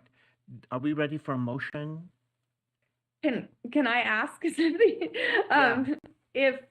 If it has to do with, I understand the fidelity and setting a precedent. Is it possible for I just hate to go back. I have all these parents and teachers Sure. even eagerly waiting to hear about this morning. And I hate to tell them no. If we, to compensate for adding those grades, if we stayed at 300 or even changed our max to like 280, 290, so we still have plenty of room in each grade level, would that be something that See, would be and I considered? kind of led you that way a little bit, but then as I heard comments, that was the notion about grade levels are funded differently. I had to be reminded of that it's not an even funding for each grade level. When you move into upper grades, the funding changes then. So if we just changed grade levels, it still affects funding amounts. So we kind of have to, in this first year, you have to your family say, we love you, we're so sorry, we have some restrictions that are in place to protect everyone and to protect educational funding for everyone in the state. And so if they can be patient for a year, we're going to get up and be going, and we'll be ready for you in that second year, because we could then step in and help you in the appropriate timeline for your second year of operation. It's this first year that makes it hard. And I'm sorry you have to go back and say that to folks and they'll feel disappointed. Tell them we feel disappointed for you, but we're kind of all have to work within regulations and timelines. Ms. Stephenson. I had a question that we could bring up. Going back to what they are requesting today. I mean, one of our main pieces is missing that October 1, which is when the Common Data Committee information comes. Would the board want to then, and with that flexibility in their pre-operational agreement, look at for year 2, moving to then that K9 and increasing all those amounts as they have outlined here, and getting that put into their agreement based on today's discussion, rather than having them have to come back for additional expansion requests. And that's something we could take care of. So that could be something that Director Edwards could share with her families. Didn't know that then she can move forward. We're waiting for a motion. If others of you feel that way who might make a motion, that's how we could go. I feel so bad being the one that put a monkey in their wrench. So I will make a motion that will be bittersweet. So I'll make a motion to deny the request to add grades 7 and 8 in school year 24-25, but to permit the grades and estimated number of students served by grade as proposed for year 2 ongoing. All right. So the motion that I heard is to deny the request for this first year. And you know the reason. I won't go through that again. But to approve the changes for the second year ongoing through complete implementation. All right. Is there a second to that motion? I'll be happy to second that motion. Second from Member Smith. Any further discussion? Seeing none, I'll call for a vote then. All those in favor, say aye. Aye. So passes unanimously. We're so sorry that we're bound by those same regulations. Please explain to your families and tell them we wish you the best in that second year, and tell them just to get ready, that you'll be ready for them in the year 25-26. All right? Thank you so much. And thanks for asking. It doesn't hurt to ask. We're on your side. We wish we could, and we would do it. I know. Thank you. I know. Thank you. All right. So that takes us to the end of our business for the morning. Unless we just have that, but we can start if lunch is available, we could start sooner. I don't know if it's ready, and we could return a little bit sooner, because I think the rest of our agenda are not time certain for other individuals. It's just our discussion right? So we could, if lunch is ready, we could begin sooner, and then we could come back for our other discussion items. If lunch is not ready, I'm ready for lunch. Okay, if not, we'll go to that. Yeah, See. to the legislative discussion. And then we can condense in the afternoon, which no one is going to cry about. And I shouldn't say that because as soon as I do, I start talking, it takes us an extra hour or two. Do you want to go ahead? All right. Vice Chair Phillips, will you take us through the legislative discussion? Yes, I will. I'm going to go ahead and do the legislative. Oh, lunch is ready? What do you think? Should we adjourn? Let's adjourn and come back sooner than the 1:45. Let's see how long it takes us to eat, and if we start sooner, we do. And we'll complete our business earlier in the day, which I think everyone would be willing to do, right? All right, we are now adjourned for lunch.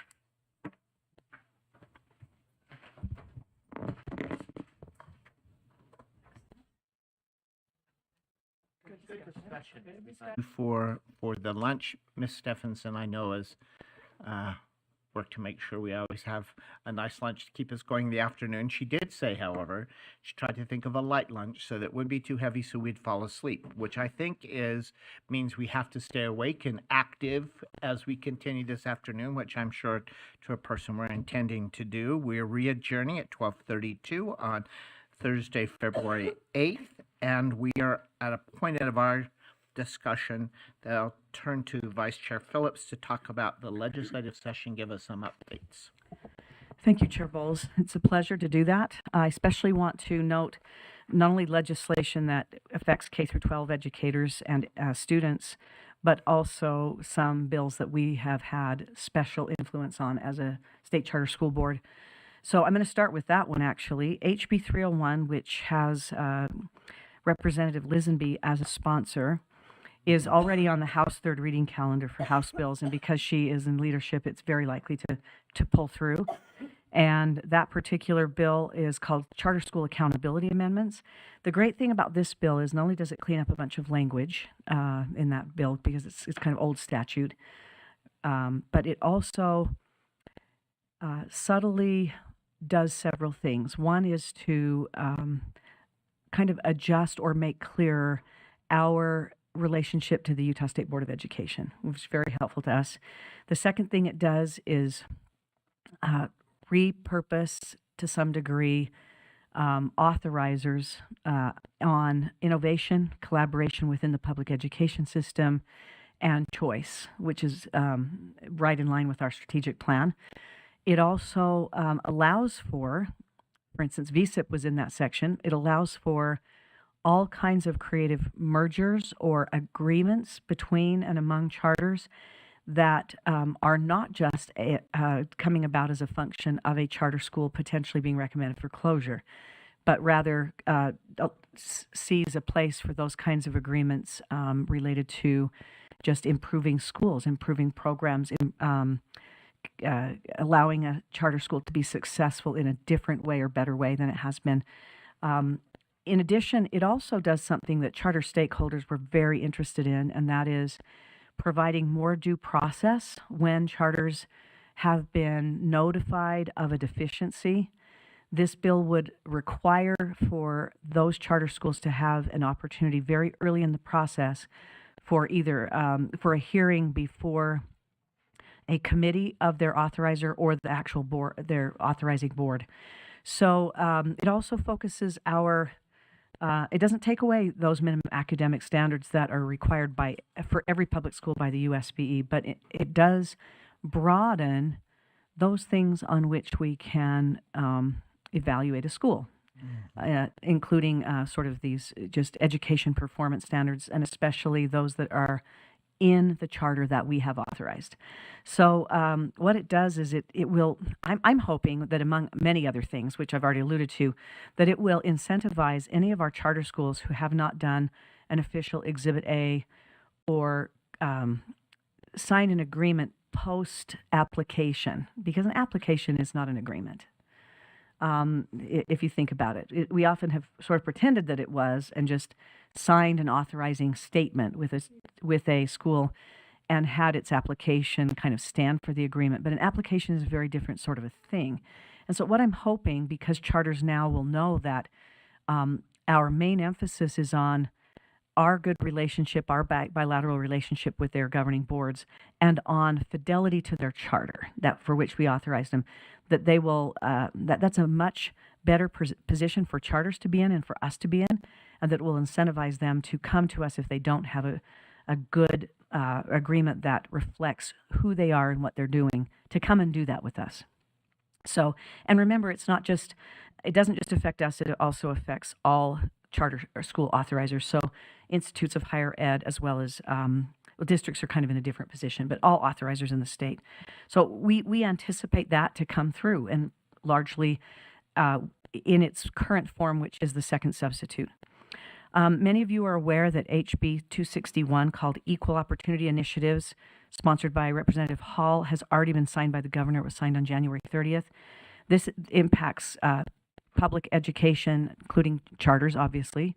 We're part of that system, very significantly. And it prohibits what it calls discriminatory practices. But essentially, among other things, those discriminatory practices are defined as anything that, even training in K through 12 about inclusion or other sorts of areas that might fall under kind of the DEI bill, bill's definitions, which is what this has been called. So that's something, and my understanding is that now I can't remember, but either it or the bill about the bathrooms, which I'll get to, is effective immediately. If not, they're effective in the next few weeks. HB 29, which is currently in Senate Education, in the Senate Education Committee, it's called Sensitive Material Review Amendments. You'll recall that in previous legislative session, sensitive materials was a bill that was passed and had kind of an objective standard, a bright line standard about what was objectionable material for K through 12 libraries and so on. And it also had a subjective process where challenges could be made, and then a review process would ensue about whether or not certain materials ought to be kept in a school. And each LEA, charter LEAs, district LEAs, had their own processes for those particular reviews that they would follow, and that was their local control. Well, in this particular bill, sponsored by Representative Ken Ivory and Senator Todd Weiler, it makes it so that if a number of districts, 3 school districts or 2 districts and 5 charters remove a book on that standard, then all districts and charters must remove this book. Now, this has been opposed vehemently by all kinds of different people, not just the UEA, but all people who are very strong for local control, realizing that on that standard, there may be a very different lived experience of somebody, say, in urban Salt Lake versus somebody in maybe Blanding. And so where it has been opposed, it has primarily been opposed on the idea that such a small number of districts or parents representing a very small number of students could speak for the rest of the state on that, for all the, these local boards that are elected officials and in charters appointed by their own bylaw processes. And so most of the opposition to that has centered around not allowing the local boards that have been elected and appointed to have some control and say. One particular bill, HB 303, which is called School Curriculum Requirements and Neutrality Bill, kind of has a lot of the same things that that USBE rule does in terms of its neutrality rule, which basically prohibits school officials and employees from endorsing, promoting, or disparaging certain beliefs or viewpoints. Now, at this time, this particular bill has been lifted from the House Education Standing Committee, suggesting that right now it's not going through, but it may still. A positive to, I should go back on the other one too and say a positive to the sensitive materials amendments is that it does limit the number of challenges that can be made by a single individual in a year, which is sort of good because there are these people around who have been taking up enormous amounts of time in some districts by lodging 50 complaints instead of maybe a few very specific ones with more merit, let's say. So with this particular HB 303, some of the opposition I mean, it's a great idea, I think, just kind of from the face of it, to have, and teachers, I think, most teachers try to be very neutral in the classroom and not espouse a particular religious or political viewpoint. However, some of the critics, including critics of the bill sponsors party even, in committee have talked about, and in the interim as well, have talked about how this bill seems to be neutral, but instead seems to actually target specific groups. So that, for instance, it might be okay to wear a CTR ring if you're a teacher, but not have a pride sticker on your desk. So this one still has work that they're trying to figure out where lines should be drawn and in what way. It did, however, insert language the last time it was posted concerning allowing for teachers of whatever persuasion, religion, or whatnot to have personal things on their desks, like pictures and other things of their spouses and of their own life that would not be prohibited. We have in HB 257 sex-based designations for privacy, anti-bullying, and women's opportunities from Representative Birkeland and Senator McKay, and that was signed into law on the 30th of January, and that one was effective immediately. And basically, it talks about how a student may only access an operational sex-designated privacy space in a public school that is designated for student use if the student's sex corresponds, and we're talking about the student's sex assigned at birth corresponds with the designation of the privacy space. So if in those cases where a student's gender identity does not match their sex as assigned at birth, then that individual may not use that may not use the bathroom of the gender identity rather than the sex assigned at birth. And what the law suggests is that students then that the school meet with the student's parents and hopefully have a plan where the student is able to use a single stall bathroom or faculty bathroom. And if not, the suggestion has been made that the school would stagger which gender could go into various bathrooms at which times. So that could be one that's difficult, and it kind of threads the needle on federal law. I wouldn't be surprised to see that, much as some of our other legislation from last year that touches on some of these subjects being sort of clogged up in the courts for a bit. A couple of other ones that are big. HB 220 or 221, first sub from Representative Peterson, gives student teachers stipends so that they have kind of a little bit of a living wage while they do their student teaching. I think this will be helpful to some of our teachers. The good news is that in the past handful of years, you've had universities with teacher preparation programs actually allowing teachers at times to be paid while they're doing their student teaching anyway, to continue on, especially if they've been operating under an associate educator license, to continue to teach and be paid. And so the universities themselves have been flexing on this, which I've seen is to be a very good move. You also have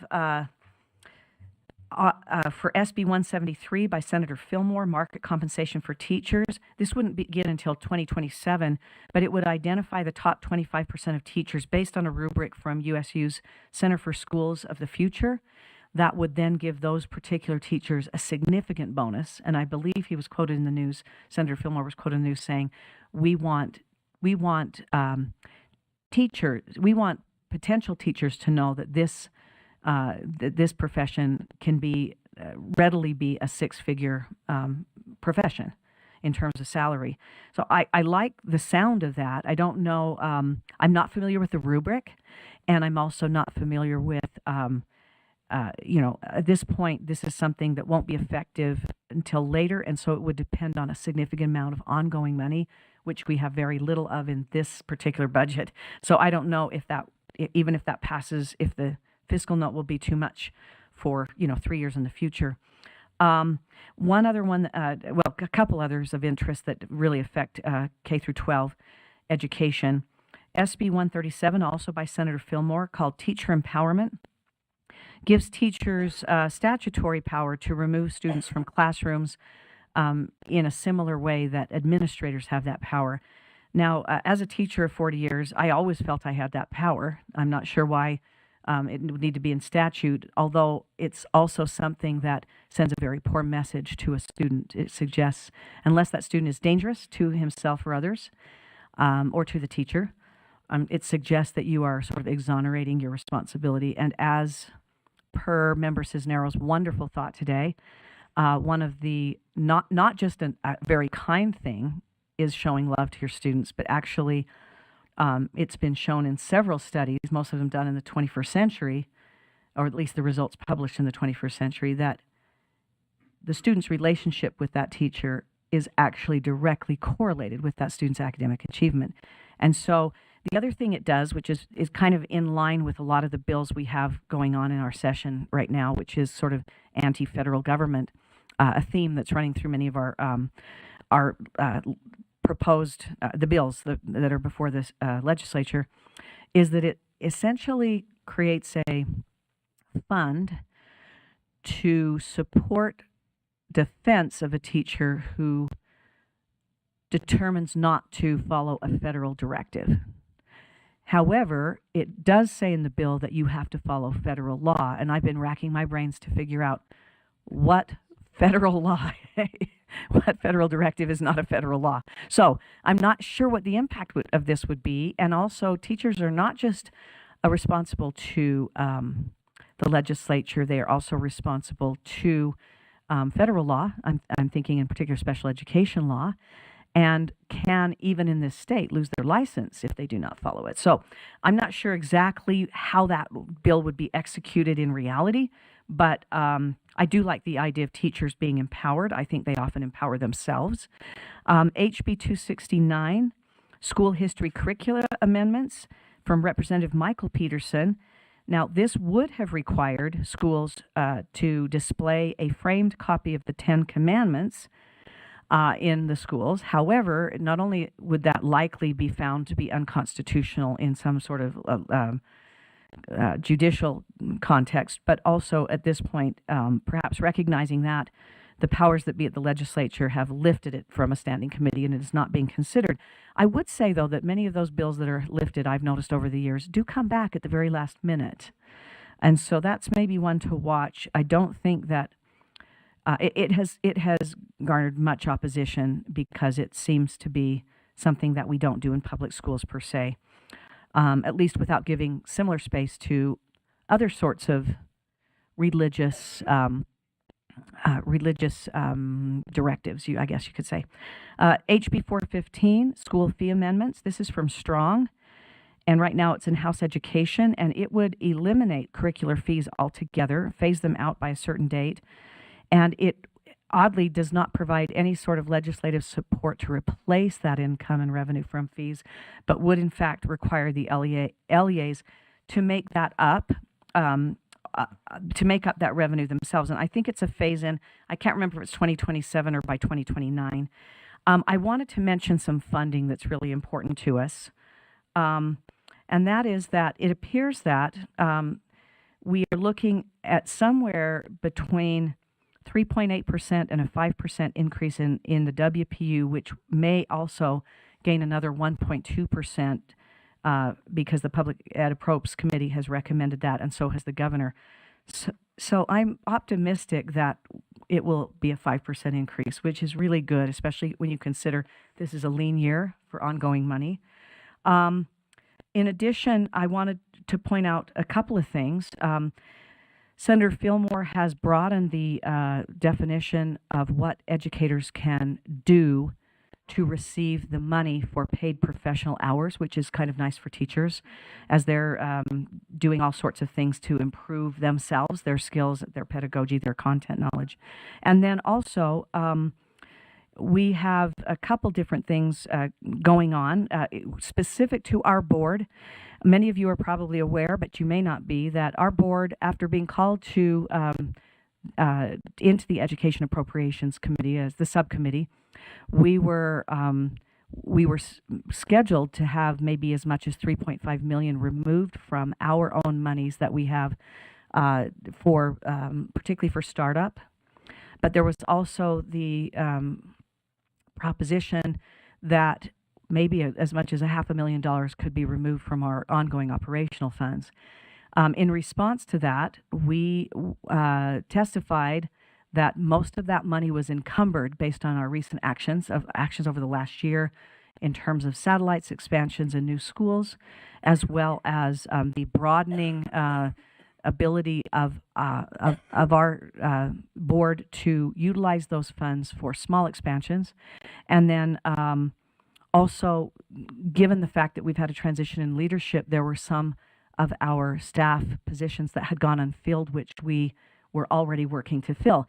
So we explained this to the legislature, but we also, in good faith, offered up a certain amount that they might be able to recapture, knowing that the other money would continue to be ongoing, so that we would still be able to fund what we needed to.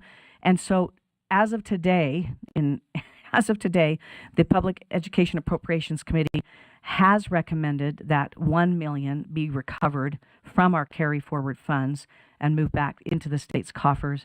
But that was something that we anticipated and even recommended to be team players, that we could give that much, but no more, because of the nature of the encumbered nature of the rest of our funds. So that it appears that, at least I'm cautiously optimistic, that our recommendation has been taken and acted upon. And then, as a last thought about funding, UCN, UAPCS, USBE leadership, our leadership, have been working very hard with the financial section of the USBE and with legislators to help them understand how important it is that over time, in the near future, I guess I should say for this year, that charter-based funding be held harmless, which required the legislature, because we have a little bundle that's ongoing money, but it required them to once again give about 3.6 million, 3.5 million to make us whole for this coming year. Now, making us whole does not give us in any way parity with small or small-ish districts who, besides all the other appropriate funds they receive, NES and other things, because they are necessarily existent schools, small schools, they receive a very specifically defined line item for administrative funding costs. And it is only to be used for that. I mean, that's what it's for. And it is not for other things. It is not to sort of flesh out their K through 12 programs. It's just for that. So it really is comparing apples to apples. And compared to that, just as a quick example, this would be still 4 or 5 years old, a school of about 560 students, a charter school, would have received $56,000. A district of similar size would have received closer to 250 to 280,000. And it's literally to do the exact same thing. So even now, as we move into this coming year, fiscal 25, it looks like the legislature will hold us harmless, and we'll still get that 5,600 for my example, but we will not get parity. But it also appears that we've had a representative introduce language that would not only require the USBE, who's already been looking at this very closely because they're interested in parity here, to create a formula that would tie those funds to the WPU as they are with districts, and would have kind of a sliding scale, as it were. So the bigger you are, the less you get, because you have more economies of scale. And if you're over a certain amount, you would not get any, just as bigger districts don't get any. But you would have an opportunity to have apples to apples, and it might take a phase-in period of a few years, because to give charters parity on that funding line, which they should have, and the vast majority of legislators are coming to that agreement with us, it would take, if we were to do it this year, $26 million.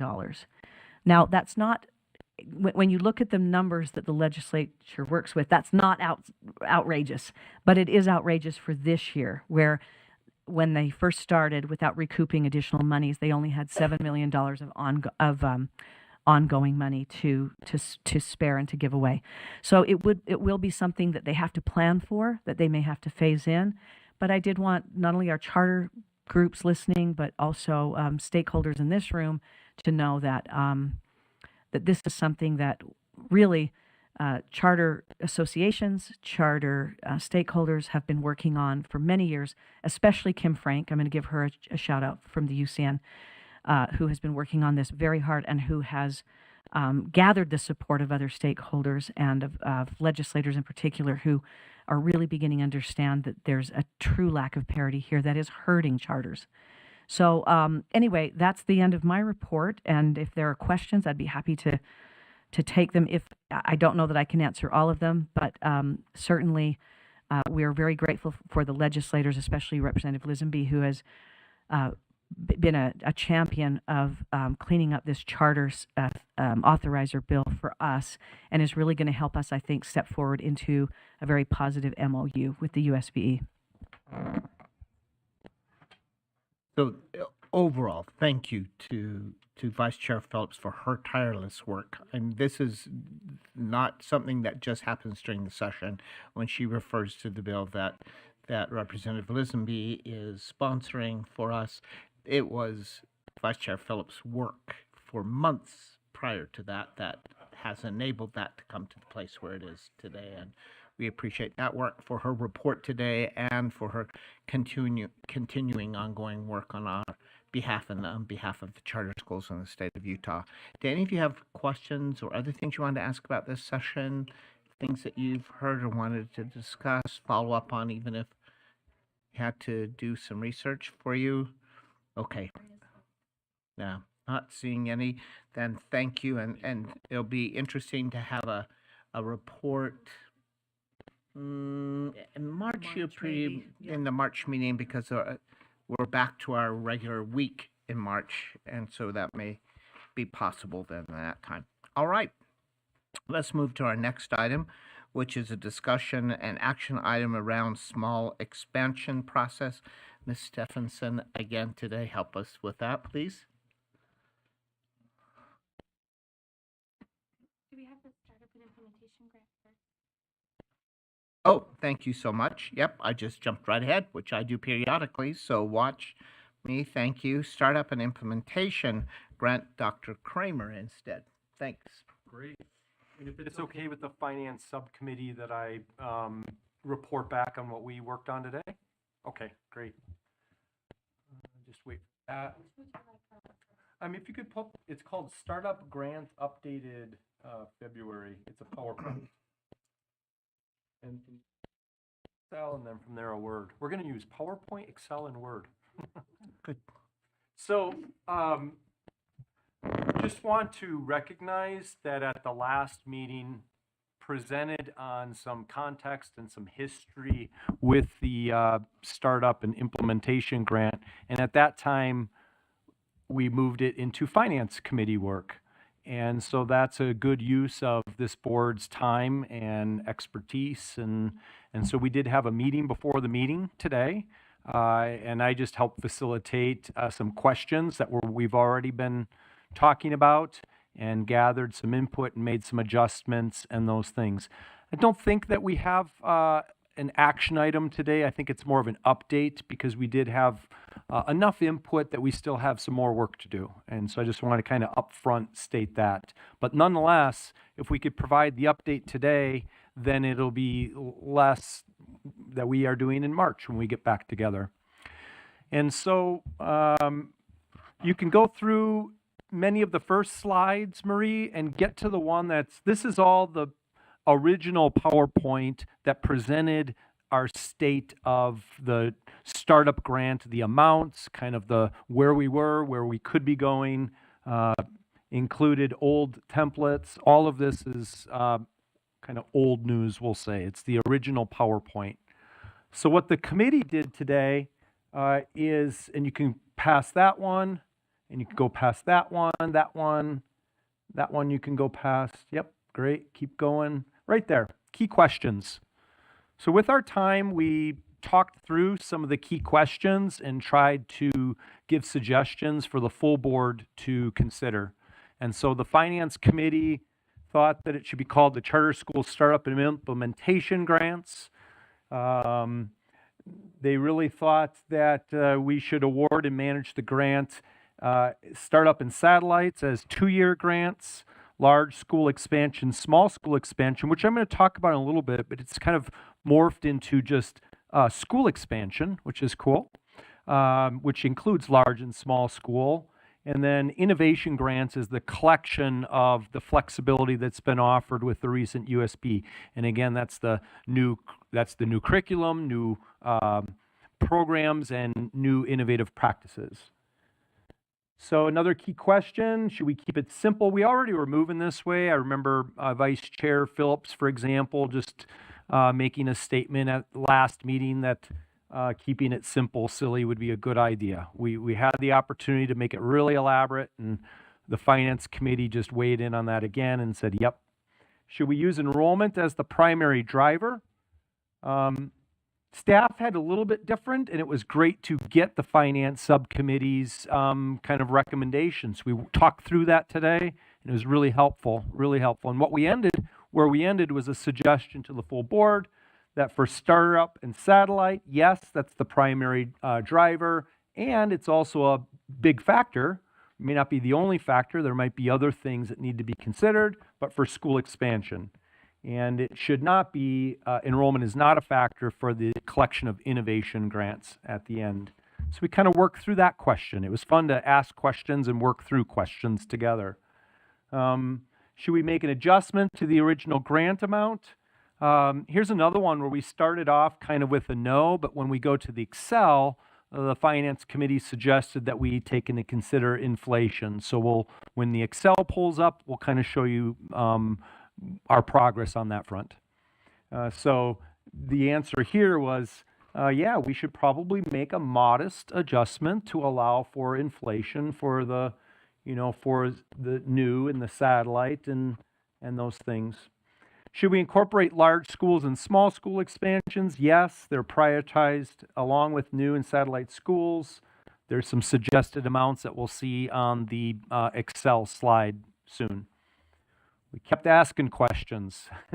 Should we incorporate implementing a new curriculum? Yes, and that's prioritized after the new schools. I mean, we don't want to spend out all of the money for the collection of innovation grants only to find ourselves with no funds for the new and for the satellite and for the expansion, school expansions. So it's prioritized afterwards. Other key questions, maybe one or two left. Should we keep, revise, or create new processes? Keep for new and satellite. That's kind of like once approved, you're eligible for this. It's kind of a right? Here's the cause and here's the effect. And so that makes sense to keep that. However, adopting a process and training for school expansion and innovation grants. And that was a great thing that we worked through this morning in our in the meeting, and I just helped facilitate that. Should the grant processes be competitive or first applications in and approved go out? First in, first awarded. However, a real making sure that everybody's aware of the opportunity. There's a lot of over communication on that, along with some training and some professional development, information sessions, things like that, so that all schools have an equal opportunity to get in. And time, we need the little time frames in there. So should we spend the entire carry forward in school fiscal year 2024? I recall the board and then the Finance Committee just reiterated it that no, we don't want to just use it all, but we want to use the resources that we have as good stewards, but also as efficiently as we can. It's important, but don't spend it all right away, right? Let's be planned on it. How do we keep funding levels sustainable? Proper budgeting, planning. Cindy just was talking about all the work that she as a member does at the Capitol, and that You know, I hang out there a few days, and our association and the Charter Network all, you know, are advocating for dollars and the resources that we can show the impact. And that's another thing that's on us, is to demonstrate the impact of the dollars. When could the changes become effective? You know, for the new, the satellite, the large school expansions, January 2024. So we kind of can go retro back to there, but not all the way back to the small school expansions. So the next one is called CHSU Restricted Grant, updated after committee input. So here, taking what the Finance Committee worked on this morning, staff, Lisa worked in, and Marie, if you remember what I just said, like, they were looking for and thought that it would be good for the whole board to consider an inflation adjustment. So that could be something like if you plugged into C2, like 5% increase, Marie, if you have that up. And it's just an easy tool that we're going to need to meet again, and it just flows through. So we're going to be able to do our work together pretty quickly to kind of see, and it's not a material difference, but it will be for a school, right? It's not material to our overall planning and the carry forward that we have or the ongoing funds that we have, but it could be a material difference for schools that are new. And so that's really wise. We're going to work on that percent number still, but you can see that we've now have a tool that just kind of builds it out so that we can quickly discuss it and work it through. And then the other change for now is in the highlighted down below. I think we're going to start to refer them as school expansion grant funds and not just large school and small school. It was separated out, but instead an opportunity to kind of put those together, which is really good, and then to have a range, because some may need 50,000, some may need 88,000, and some may need 200,000, and that's where a process, like I was earlier discussing, is important, and a process to understand what the need is, so we don't just flat rate dole out money, but we know what it's going for. I thought that was cool. And then a range also for the collection of, we'll call them innovation grants, because some schools may have just a very small project of 1,000, and some may have something larger of $50,000 up to. That would be a maximum. So I hope Finance Committee that this captured some of our discussion, and now we're a work in progress. I think we're going to need to meet again. We'll add Eric Olson, Member Olson, to that. He just was absent, as we know, but we can do it remote, and I'll be happy to help facilitate again or turn it over, whatever the committee thinks is the right thing to do. And there's one more, perhaps, and I'll go quickly through it.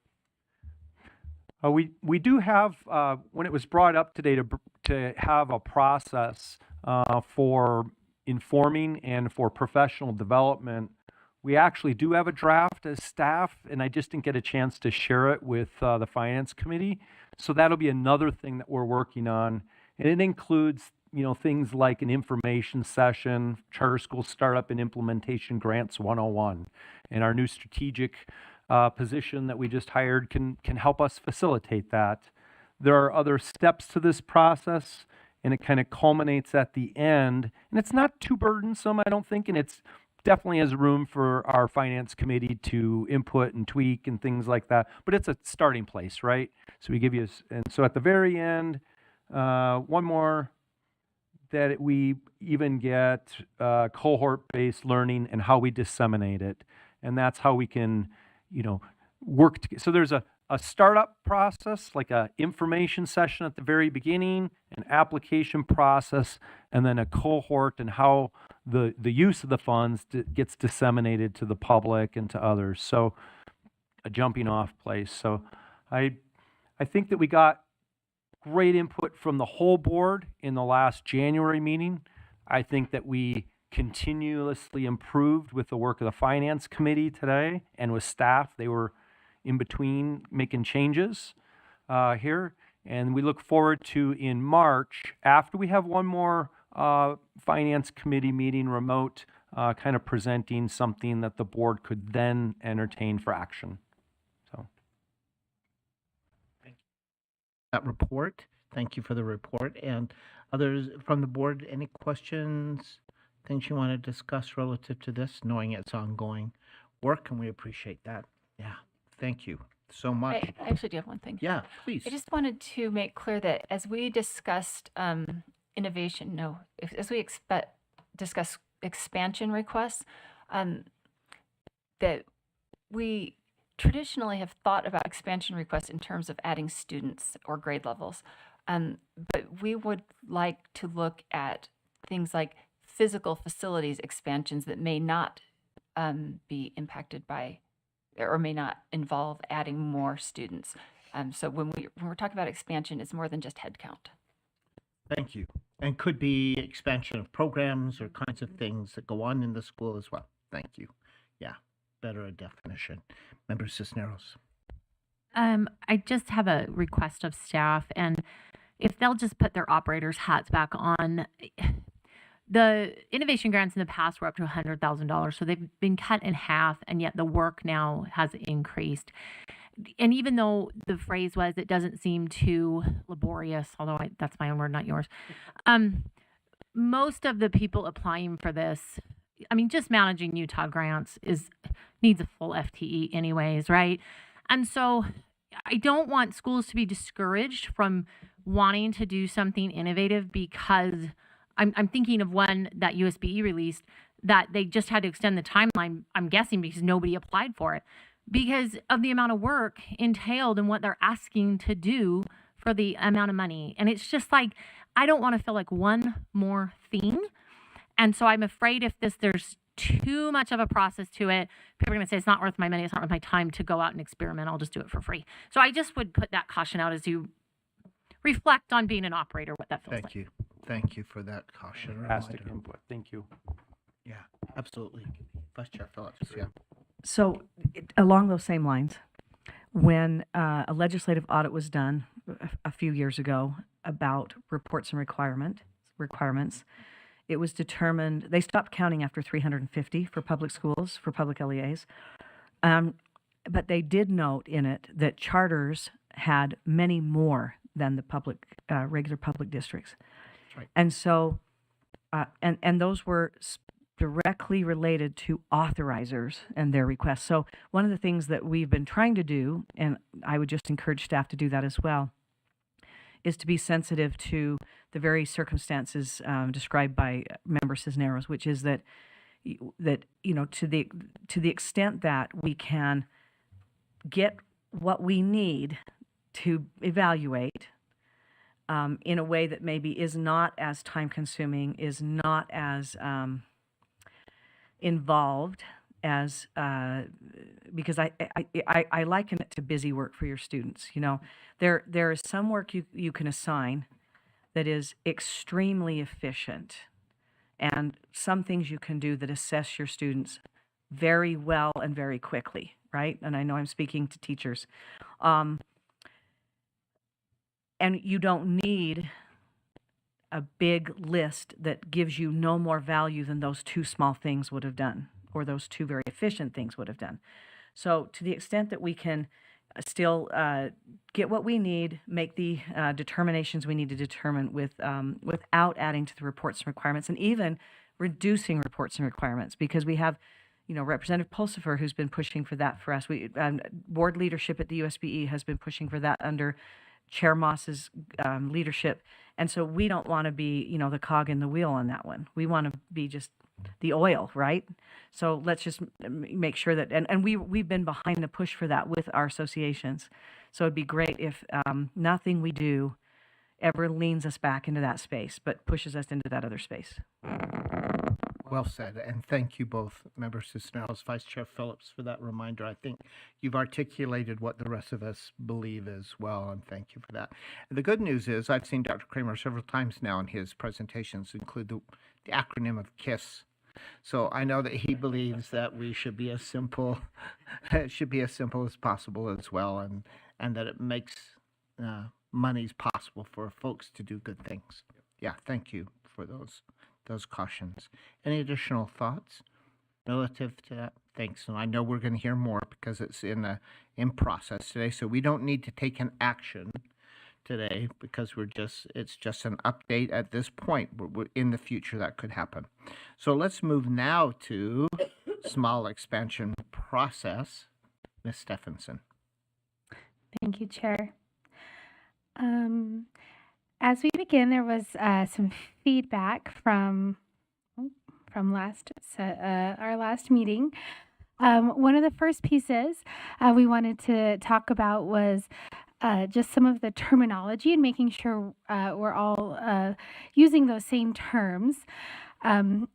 So we put on the agenda today the word process, and that's going to be a term that Dr. Kramer has suggested that we continue to use, and that the word process will refer to these groups of the three things, policy, procedure, and forms, and that we expect that if we bring a process to the board, that it will include these three sets of things.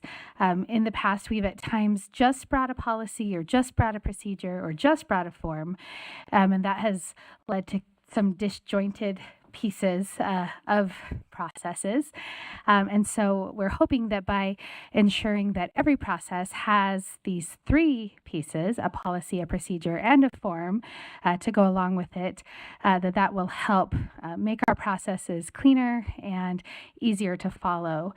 And so I believe that some of the question that had come up at our last or our December meeting when we had discussed this process last time was if we needed to approve each item separately.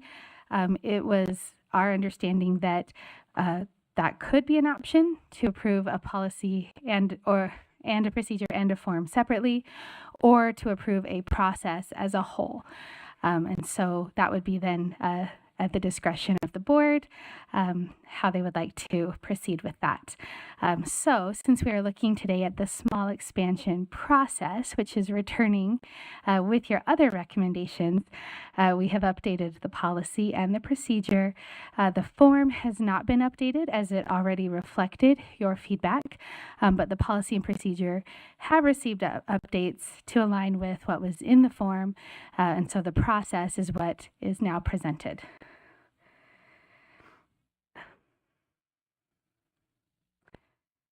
So I will pull up the policy first. Overall, what the board brought up in December and wanted to have reflected, we tried to capture in a simple sentence, keeping it simple, silly, as we brought up. And it is found in this last sentence here. It was really capturing that notion that with whatever the board was looking at, that it was clear to everyone that the board could look at any relevant information as needed when they are considering a small expansion request or a small expansion procedure. And so the sentence just reads, in evaluating a small expansion request, SCSB may consider any relevant information, including without limitation, any notation by SCSB staff of the conditions identified in SCSB's small expansion procedure. So that has now been written into our policy, if that is something the board approves of. And then that same sentence has been included in the procedure document as well. So it outlines the different pieces that the application will go through with that final notation there, reminding applicants that the board may consider any relevant information while making that decision regarding their small expansion request. And that is the update that we are presenting for the board.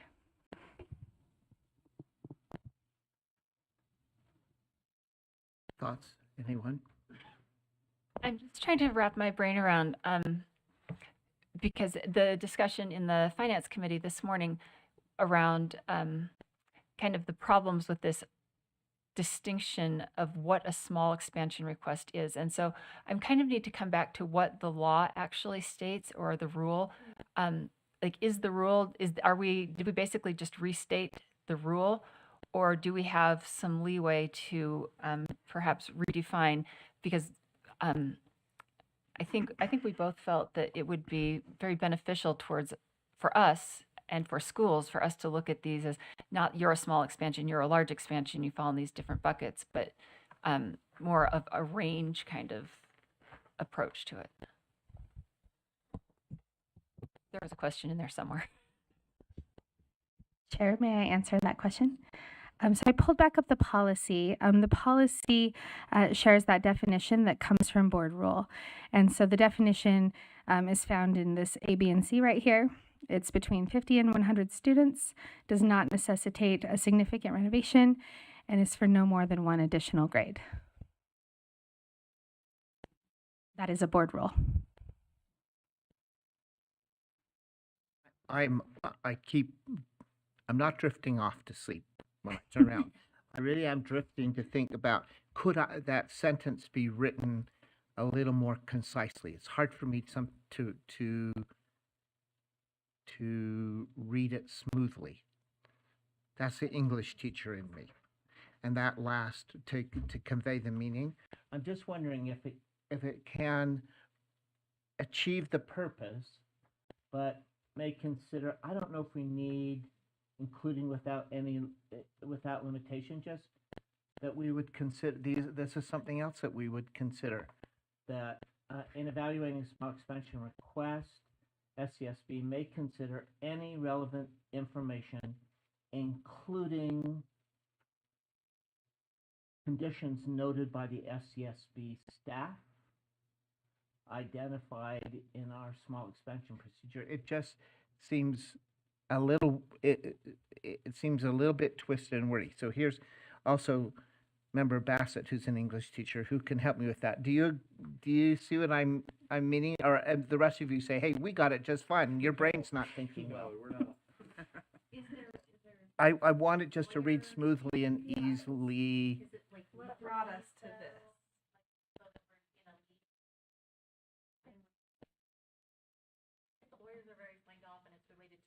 I think we're just, yeah. We were trying to, my estimation, that not only should we follow, we want to consider the elements of the request, but we also want all of our team to be willing to say, here are some other conditions that you might consider that you haven't considered. We just want to make you aware of these things. Am I off base by saying what I believe the intent is? No, I think you captured the intent perfectly, and I think you also know each other so well. As this was reviewed by a committee when we were doing committee work, and then afterwards, you picked up that our board member Olson had some suggested language here, and so He suggested that way. yes, I'm going to work with him on legalese, because sometimes so you picked up legal language. legalese becomes convoluted when it could just be a little more simply. That's the English teacher in me, not and the- he did say, feel free to change this, but we did just plug in the language that Member Olson had suggested. the intent I fully support. And if we understand this, then we're okay with that. I'm just thinking there may be a smoother way to write it. I mean, you would need to cover, if you're writing a legal contract, you would need to say without limitation, you need to say some other pieces that you have protections in the law. And I'm not sure this is that at that same level. That's just me. I'm making a big deal out of nothing.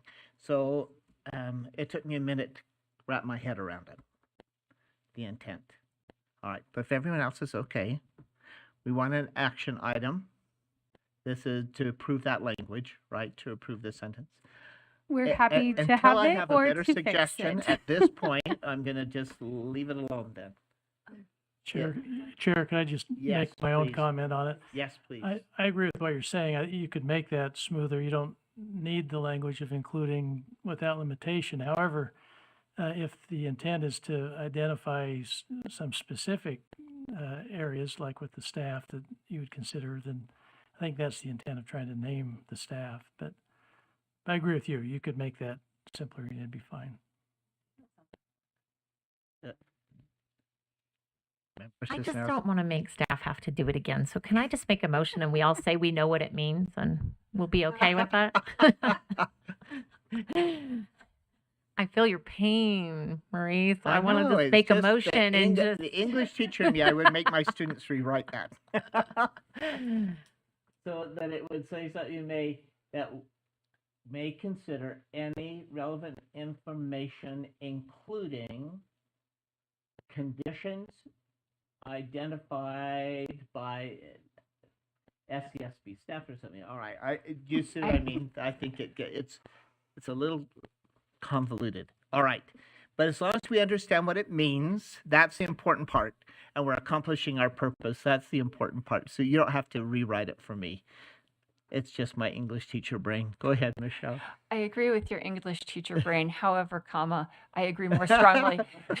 Semicolon, however, comma. However, comma, I would, my kids always make fun of me for saying however, comma, but they all do it. So when Yeah, they're right. that's right. I think that the legalese is actually useful in this case in protecting us as we make decisions. All right. So I would just retain it the way it Let's is. move forward. Let's continue to move forward. Do we have a motion then? I would like to make a motion that we approve the small expansion process as presented. All right. And I fully support the intent, so I'm not going to mess with that. Do we have a second to that motion? I will second the motion. Second from Vice Chair Phillips. So motion from Member Cisneros, second from Vice Chair Phillips. Any further discussion other than what I've already said and I've already acquiesced, so we're good. All those in favor of the motion say aye. Aye. Aye. All right, Aye. we'll go ahead. Thank you so much for that work. And the intent is good. We do want, because sometimes our team see things that may not be in the exact chunks of the application and can give us some additional insight that will be very helpful in approving or not approving. Yes, please. Ms. Stephenson made the point that the form was not yet ready. Can we just direct staff to move forward with the form as long as the form is in line with the approved process and procedure and that we don't need to see the form in the future? I'm good with that. Are you making a motion to that end? Yeah, I can make the form didn't need any updates. It So all we're fine. was good.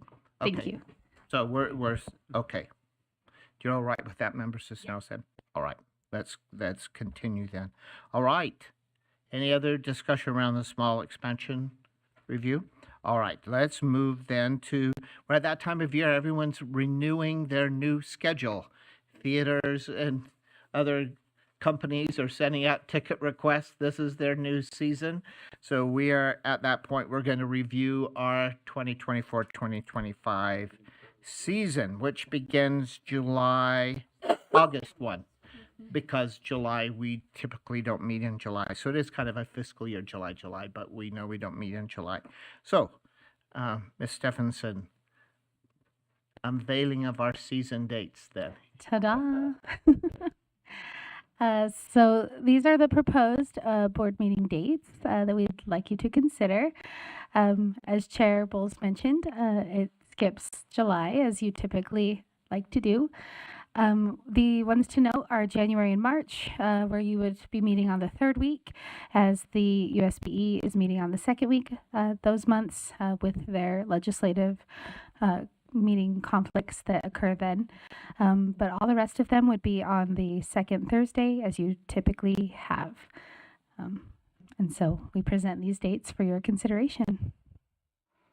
All regular second week Thursdays with those two exceptions, partially because USBE in January also meets with other school boards in that first week or so of January. They have meetings and the legislative session begins. Will March 20th give us time to be out of the legislative session next year to review legislative action?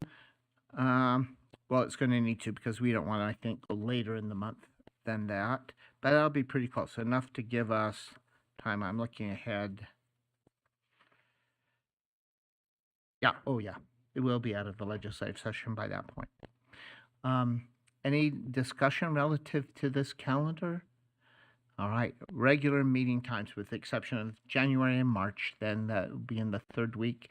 And so may I have a motion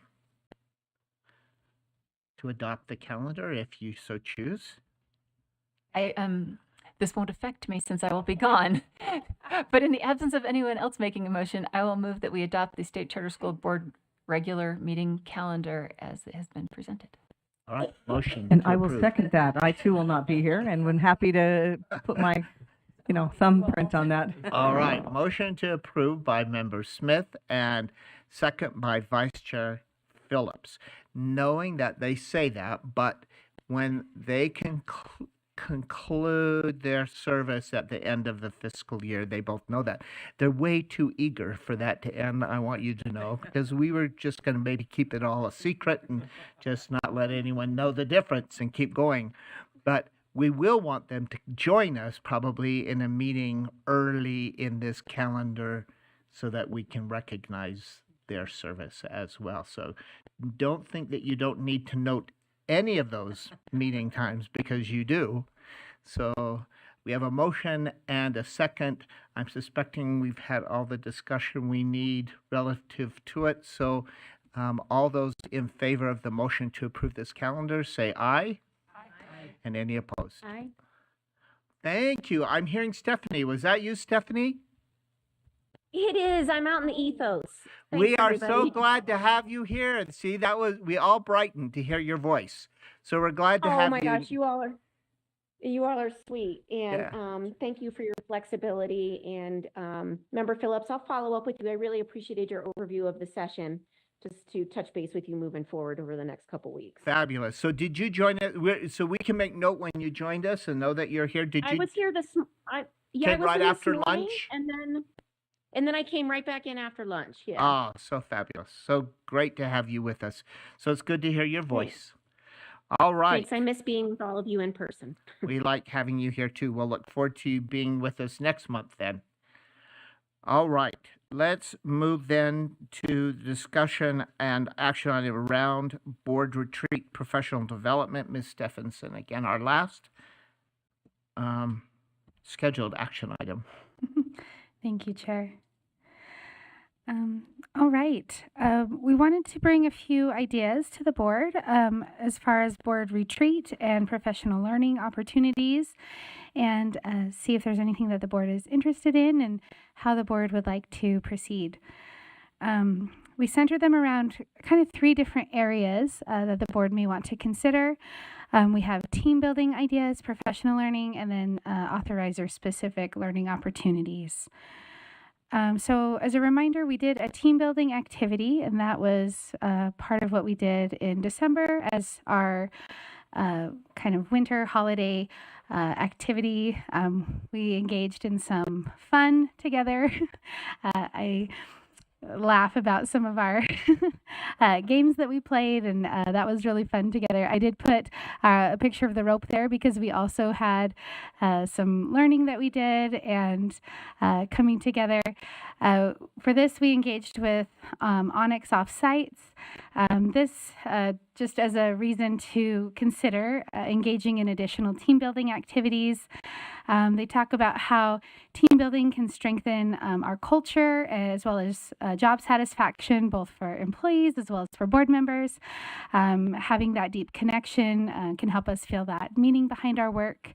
It helps us to both internally and externally develop with each other, as well as have a continued learning process. I really liked that last sentence too. The camaraderie that is drawn from a lighthearted day, creating shared memories, can provide a platform for discussion, reflection, and change.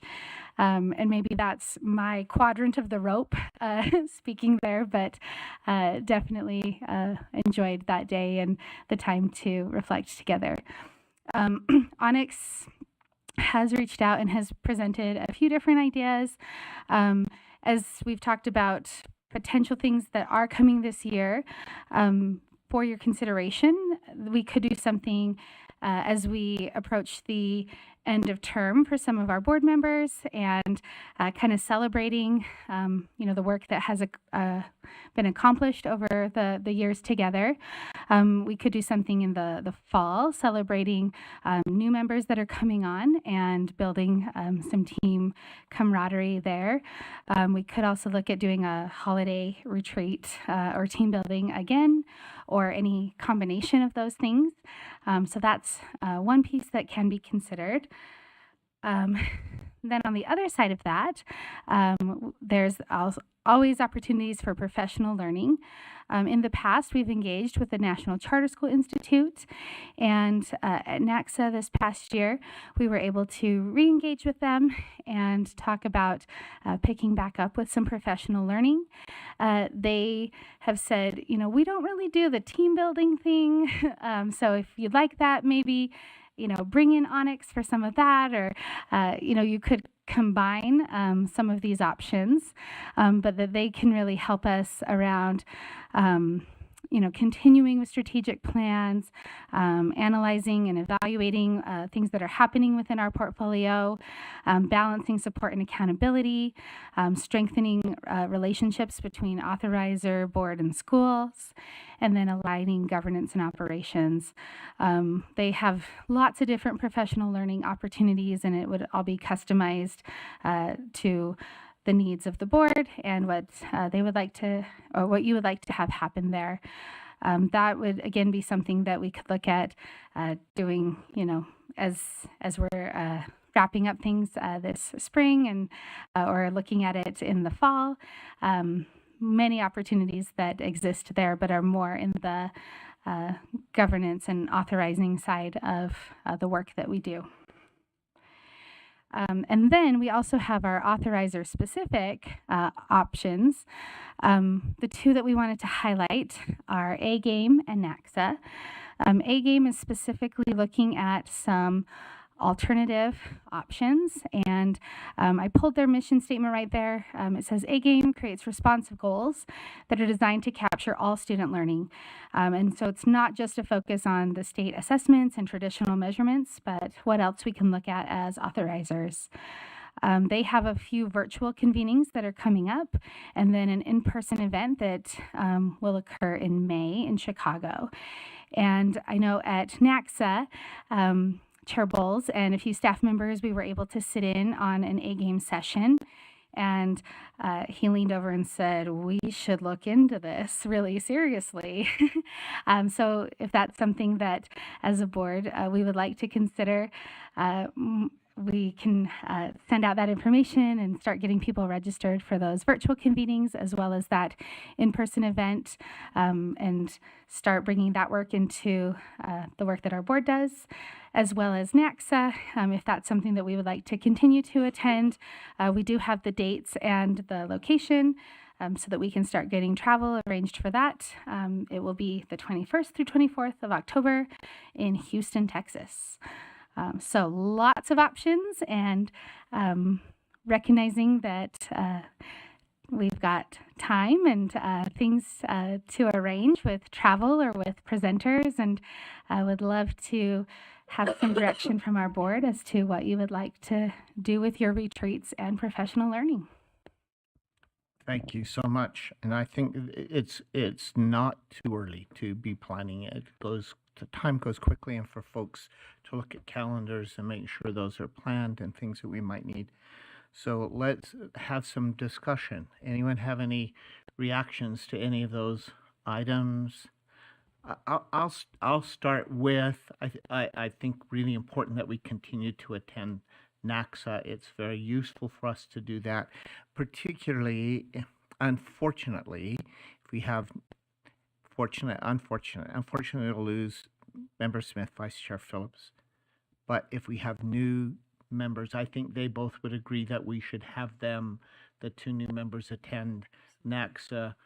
And it's not only going into the meetings, but then when we talk about what we've heard in the meetings and we come back here and do that's really an important element of our work. So I for one, would like to continue that.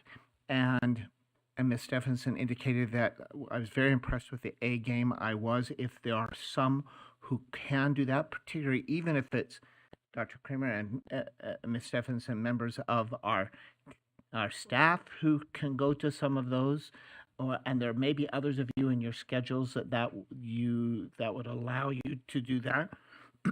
I would go in a heartbeat to the A game things. I know I couldn't over those particular dates, but maybe to tune in virtually I could, but not to attend in Chicago. But others may.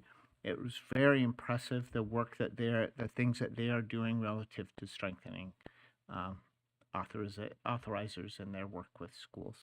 So I start with that. As far as team building, I thought last December was fun for us all to do, especially when we're giving clues and saying the little kid in Muppet Christmas Carol as opposed to Charles Dickens' Christmas Carol. I just love that we said that, how pop culture just rules our lives. It was Muppet Christmas Carol more than Charles Dickens. I love that. And some of the other things we've done, and we didn't really ever get to complete much interaction with the National Charter School. I think the team did more than the board did, and it's because we had some other things happen at the time we'd planned with them, and therefore that kind of took priority, and we may or may not want to continue, but just to start the discussion. So those are my reactions to each of those pieces. If others have thoughts you want to land. Would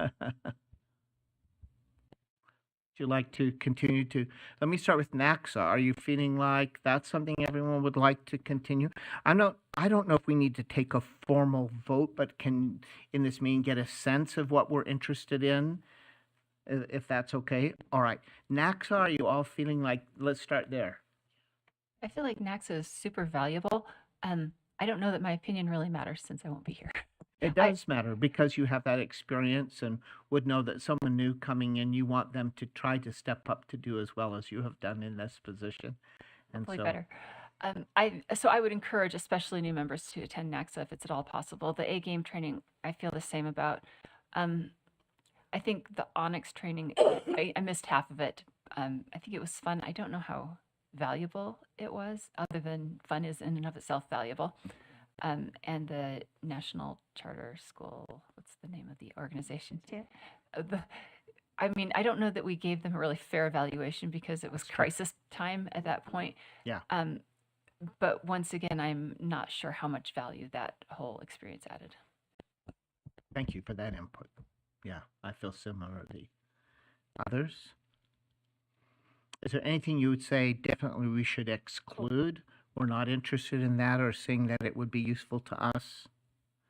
Any of those pieces? Yeah. This is Stephanie, please. or Member Spiker. Yeah, please, Stephanie, go ahead, and then Member Cisneros after that. Great. I am eager to attend NACSA.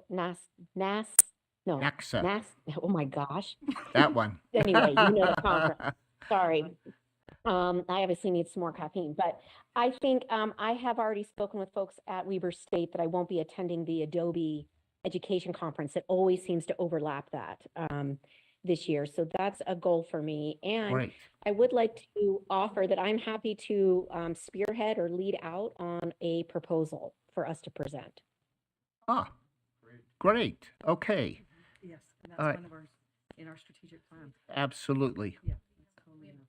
So I will start, when I see everybody in person next month, I'll start researching that in terms of, I haven't seen a call for proposals yet, but I'm happy to take the lead and include us all, but I'm happy to take the lead on that. Relative Just to build that all of moment. these options.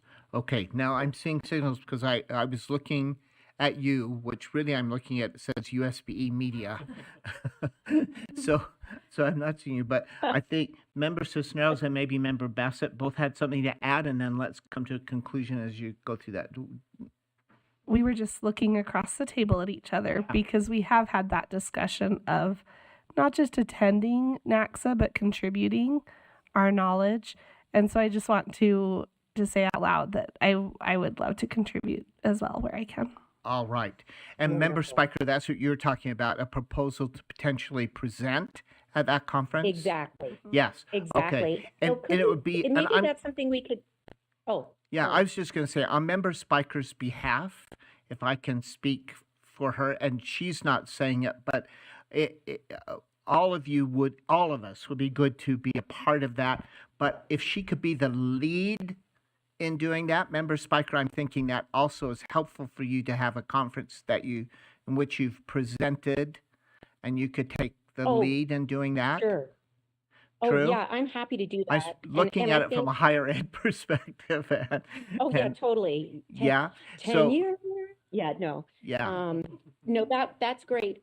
And I was just going to comment that if potentially, maybe we could add that as a discussion item for our March meeting, just to discuss potential topics that we feel like our expertise Yeah. really lies, that we would want to share with others.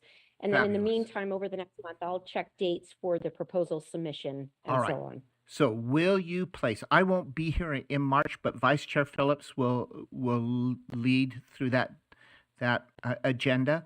So will you please place on the agenda, though, Member Spiker relative to a proposal at NACSA for and engage others? And I'm hearing Member Bassett saying, Member Spiker, that she would love to work with you on that and be a part of that proposal as well.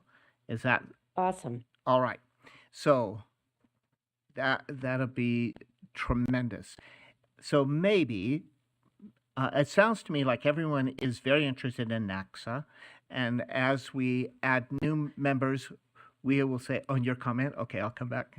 As we maybe do your comment first because it may alter what I'll say. Yeah. I support Member Smith in saying NACSA is very valuable for new members. I think it reaches a saturation point at maybe your second to 2.5 times. And that's having looked at it both from staff perspective and board member perspective. I don't feel like outside of if there was a presentation that this last time to Oakland was really worth my time, if I'm completely honest. So I feel like I would not, unless we were presenting, be interested in Houston because it does reach that saturation point for what do I gain out of it. I was not around for Charter School Institute. However, I was very impressed with the conversations that we had with them. And I did enjoy a session they attended. So if there's still some type of agreement or something that we feel like we can learn from them, I think there's some areas for our board in the area of just really explicit training around evaluation and making sure that we're consistent in our application of governance, et cetera. As far as A game, who is the target audience for that learning so that we know who on the board maybe is best? I'm able to support staff in going May 2nd and 3rd. That's finals week, so I don't have to be around. I don't take finals anymore, hallelujah. So I can support that, but I don't know if I'm necessarily the right audience for that training. I think you'd find you are. Ms. Stephenson, do you want to respond to that? Yeah, my understanding is both staff and board members is the target audience. On both of these, staff, we could put together some additional information and send that to emails, and that way people can check calendars and take some additional time to consider those dates, since these ones would require travel, where the other ones would require travel from presenters versus us. So let me make a kind of just a consensus approval proposal today. So you'd vote for yourselves individually. So I'm not hearing anyone saying, let's not do this necessarily, but some may be more valuable for you personally than others may be. It sounds like we would like to, though we've said for some time, make a proposal, present at NACSA, and I think we continue wanting to share and have a presentation. So Member Spiker has agreed to lead that on the agenda along with Member Bassett for March meeting. So if we'll continue to do that. Then Ms. Stephenson, Dr. Kramer can poll members of the board relative to whether or not you would like to attend or not. And it may help to see what as it gets closer, what some of the, what, who the keynote is, what are some of the breakout sessions, and if we're presenting, we may need you to help us to, I think you can do more than that. We need you to help to, may need you to help to present. And we'll want to immediately, as we have the new members, to include them, particularly around NACSA. So they meet other authorizers and hear kind of how that's happening around the nation, because we are in a unique position, but we can learn from other authorizers and what they're looking at. Because sometimes I think, oh, I like that they're doing. Sometimes I think, why would you do that? Why are you? And sometimes you learn more from that. Why are you doing that than from what someone is doing? So for those pieces, how about if you, for those who would like to send out a poll for those who would like to attend a game, then you could make arrangements for those with a little description, if that is useful to you, and you say, hey, yeah, I am interested. I would go. If I knew those dates were available for me, in a heartbeat, I'd do a game, because I see the value in it and how it can influence our schools and be good for them. And then the other, National Charter School Institute, what I'm hearing, the element of what they do is the evaluation process, primarily evaluating how we're serving schools better, what their perceptions are of how we're working with them. Am I accurate in saying that? That's at least what I heard. So at least that part of it, if you'd work with National Charter School Institute around particularly that evaluation piece and how schools are perceiving our work and what we can do to improve to better partner with them and develop those relationships, that part of it, not to exclude anything else, but that one particularly we're interested in, and maybe have some discussion with them and bring that back for us to consider. And then as far as team building,